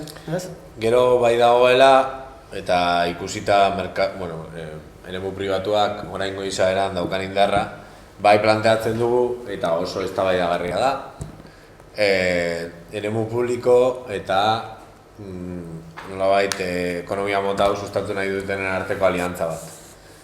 Ekonomia partekatua edo deitzen dioguna. zen hain da gordina eta hain da gogorra egoera, momentu honetan, bien indarrarekin bakarrik lortuko genukela era honetako trantsizio eredu batera bideratzea ekonomia. Horrek esan nahi du, instituzioak ere hartu egin behar ditugula. Horrek esan nahi du, estatua gustatu edo ez, eta sare dezentralizatuen garaian, orain ezagutzen ditugu estatua jaio ziren bezala, jakin gabe ze egitura sortzera doazen hemendik aurrera, zen igual ez da estatua, desde luego estatua ja ez da zena, eta orain ditugun egitura supraestatalak, adibidez Europa erakusten dugu hori egunerokoan, baina ezakigu ere zer sortuko duen, ez goaz hain urrutira, horregatik esaten du estatua eta estatua ez dena daukaguna, eskura daukagun guztia hartu, ez edo? Zen behar dugu, eta bien arteko aliantza batean bakarrik izango da posible segurazki ekonomia mota edo hau sustatu dezakeen jendea erdigunera ekartzea. Hala ere, esaten dugu ere, egiten dugun lana ez dela baldekoa, diot, bidea egiten ari garen bitartean behintzat ekonomia beste era batea egiten ari gara eta saretzen dugun heinean gero eta indar gehiago edukiko dugu, baina bai estrategia bat bezala planteatu daitekela horreako aliantza bat momentu puntual batean. Hori botatzen dugula, baina hau bai dela erabat eztabaidagarria inkluso desadostasunak sortu aldituena hemen eta edozein tokitan. Baina bai planteatu nahi nuen hiru esfera horien artean badagoela, eta hau bai dela oso berezia, diot, inkluso esango nuke nerea, diot zen nik botatzen dut oso aloloko. Eta bai dago tresna konkretu bat, baliagarria zeuguna erosionatzeko pribatua egoera honetan. Eta ez bakarrik pribatua, gauza asko, eta da komunaren ideia. Eta ez komun zarrak, komun zarrak euskera gainera daukan konotazioekin, komun berriak, eraikitzen ditugun komun berriak, hau da, zerotik sortzen ditugunak. Eta berriro, naizen natorren tokitik, software librea erkatu behar dut. Software librea komun berri bada. Eta komun berri bat bezala, eraiki dugu denon artean artifizialki, eta gainera, efizientzian irabazi die edozein modelo kapitalista oikori. Izaera berezi badaukate komun horiek, eta dira kontatu ezinak. Hau da, pribatuak negozioa egin dezake software librearekin? Bai, egin dezake. Baina ezin duna egin bihurtu errenta bat, edo errenta bihurtu dezake denbora oso gutxian, zergatik librea delako. Hau da, beste norbaitek ere erabili eta baliatu dezakela eremu komunitariorako edo eremu publikoan. Ezin du koptatu, hau da, ezin du beratzat hartu eta esklusiboki gorde. Zen hori da bilatzen duena eta horrela eraiki dira gure ekonomiak. Esklusibidadean edo monopolioen sorkuntzan, azken finean da baliabide baten kontrol absolutua epe jakingo batean, monopolioa. Eta gero, abantaia hori aprobetxatzea, etekineak eta plusbalia guri lapurtzeko, lapurtu hiluta. Orduan, badago tresna bat, komuna, efizienteagoa dena, eta gainera lortu duena, sistemaren barnetik jaio eta ere, erosio lanak egitera. Eta ni planteatzen dut, modelo honetan, bai hiru eremu hori daude, baina bai sustatu daitekela komunen eraikitze bat, denontzako mesedegarria dena, eta bereziki erosionatuko duena da beste eremu pribatu hori, batez ere, beste guztiok oso ondo edo oso pozik egongo ginatekerako komun horiek gurekin ukitzeaz. Orduan, badago tresna bat, eta oso potentea da, eta da komunen eraikitzea. Nik ustez baliatu behar dugun tresna bat. Nondik eraikiko dira, eta nondik aterako dira baliabideak komun horiek eraikitzeko? Berriro bueltatzen gara ekonomia soziala latzaia. Nik uste dut ekonomia soziala latzailetik, seguruenik, eta hori da gure proposamena behintzat olatuko pen, komun horien eraikuntzan lagundu nahi dugu.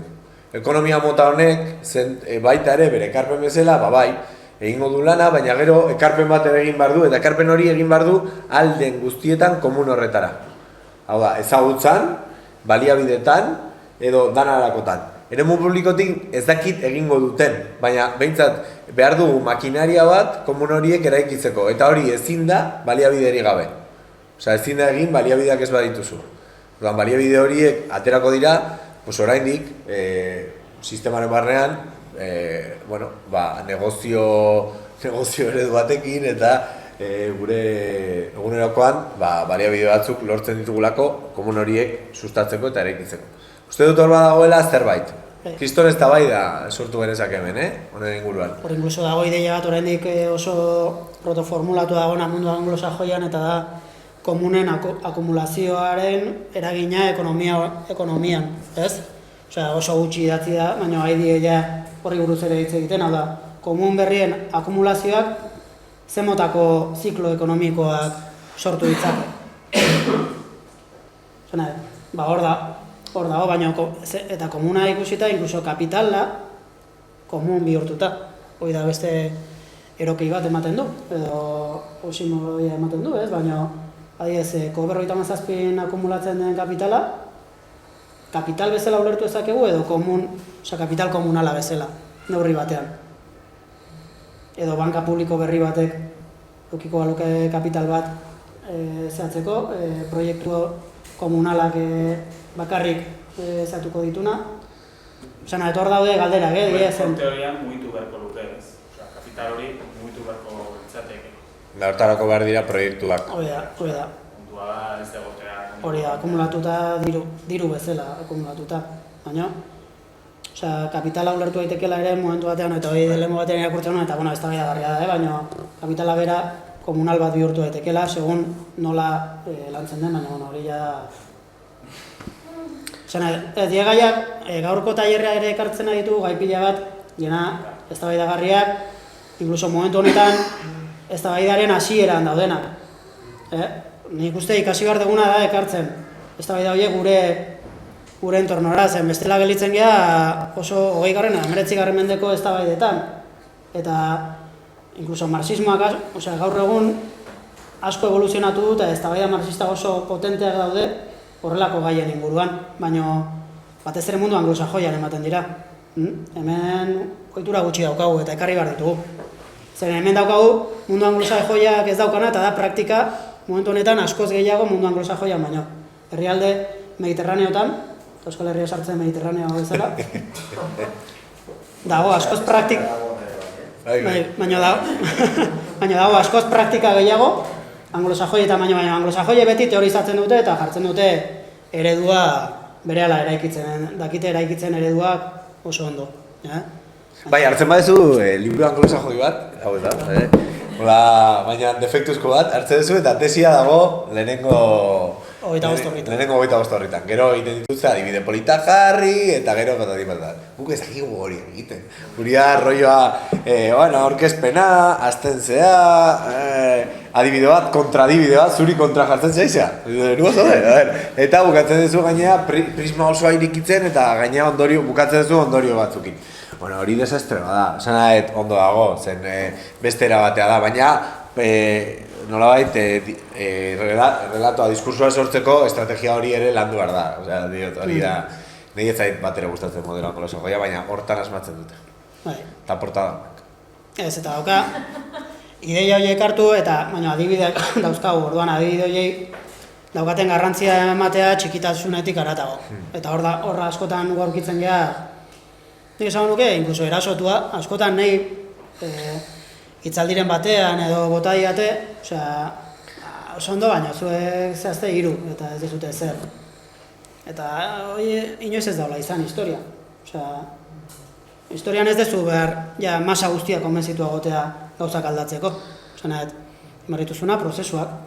Eta prozesu horiek azten die, ero batzuk azten dienean gauzak aldatu nahian, ez? Eta horri garrantzia eman behar dugu eta ez desaktibatu.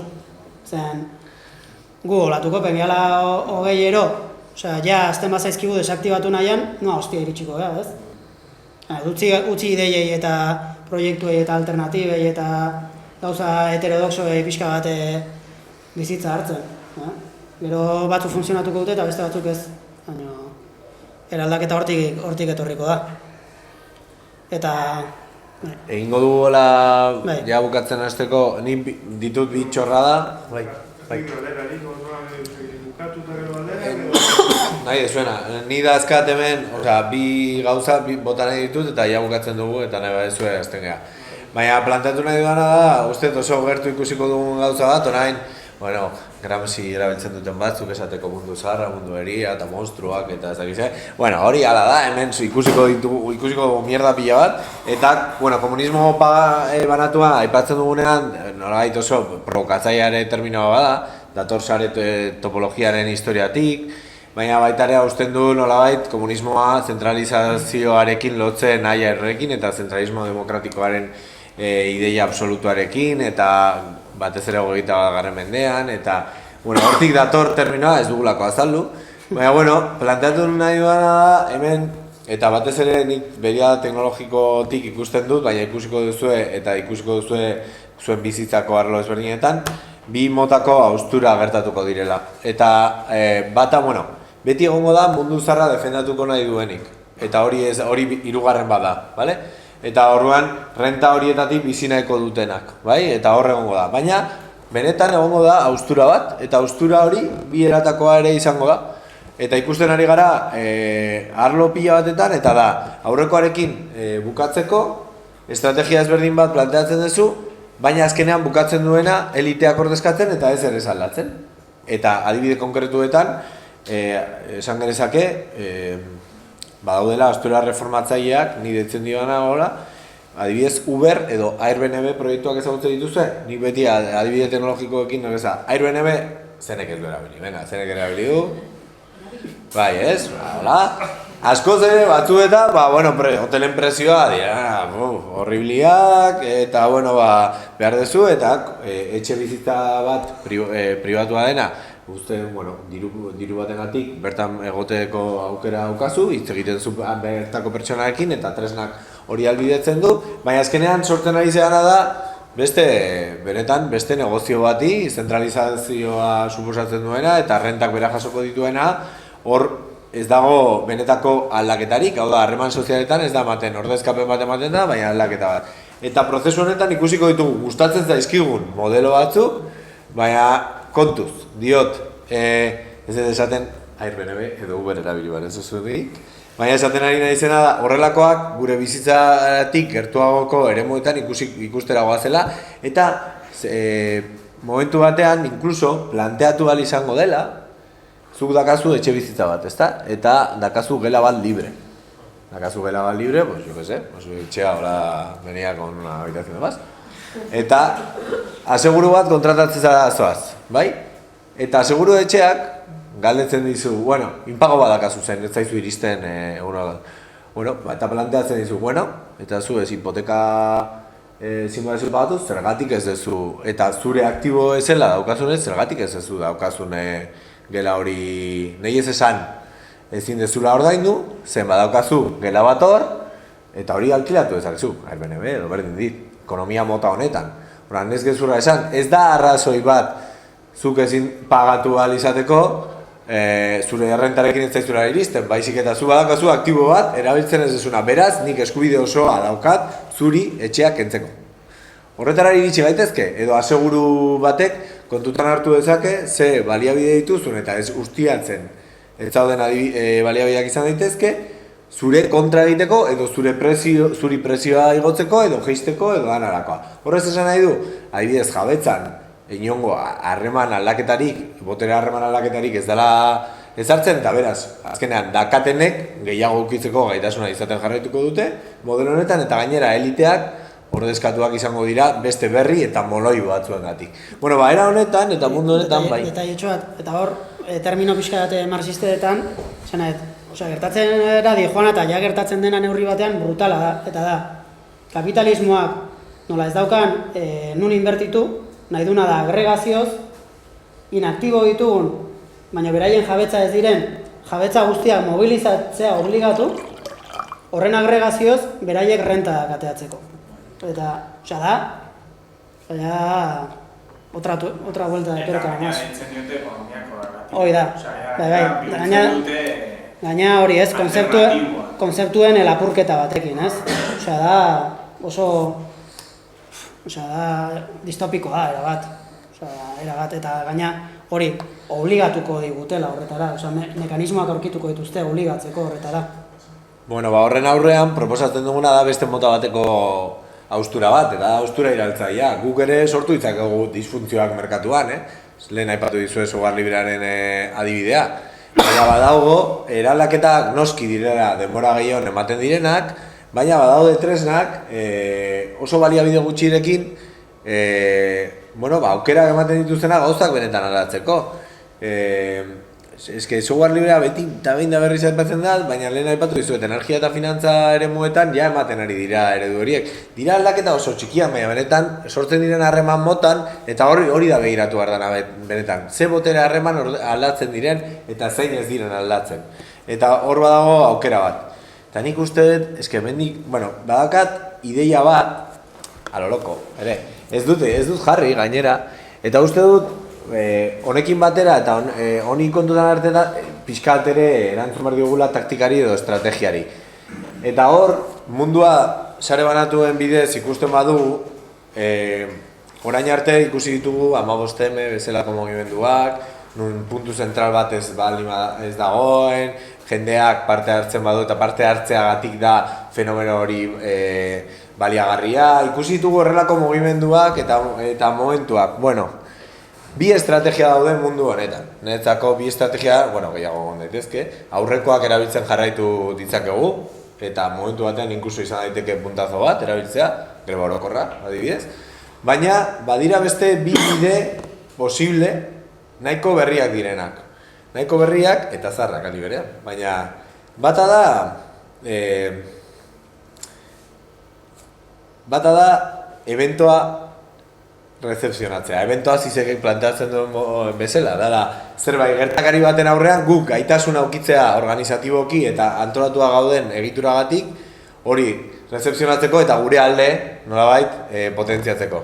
Horan, eventoak itxaron, baina itxaron jakinda zuk prest egon bartzea dela hori gertatzen denean erantzuteko. Hau da, berriro ez gertatzea, horrelako zerbait gertatzen dela eta erantzuteko gaitasunik ez daukagula. Eta horretarako pentsatu behar ditugu ere gure organizazioak. Hau da, zerbait gertatu eta gertatzen, beraiek erabiltzen dute oso ondo, beraiek sortzen dituzte holakoak, shock doktrina bezala planteatu daiteke gainera, eta horiek ere beraien kontra ere baliatu ditzake, baina hori ez da historia. Eta beste estrategia da justu hautakoa. Da, espero ez diguten tokietan erasotzea. Eta hau da, Lawrence Arabiaren teoria. Tikumek idatzi zuen bere badauka oso liburu fina, baina aztertzen badezuen Lawrence Arabiak nola irabazi zuen, mierdoso batzu zirenean eta oso gutxi zirenean. Lawrence Arabiaren nolabait estrategia egokitzen da 100% sare banatuen paradigmara. Eta benetan jakin behar dugu erasotzen espero ez baitu zen, horrez esan nahi du. Nun lehiatu behar diogu, ez dakit termino hauteskunde edo bozka terminoetan hasi gaitezke, baina nun lehiatu beharko diogu kapitalari, nun lehiatu beharko diogu, igual finantzetan, nun lehiatu oligarkiari, beraien enpresa egituretan, nun lehiatu behar, gauza eroak esaten ari naiz, baina hori da bigarren estrategia mota, hau da, bata da eventoa rezepzionatzen jakiten duten egiturak eta sareak eukitzea, eta bestea da, espero ez diguten tokian erasotzea.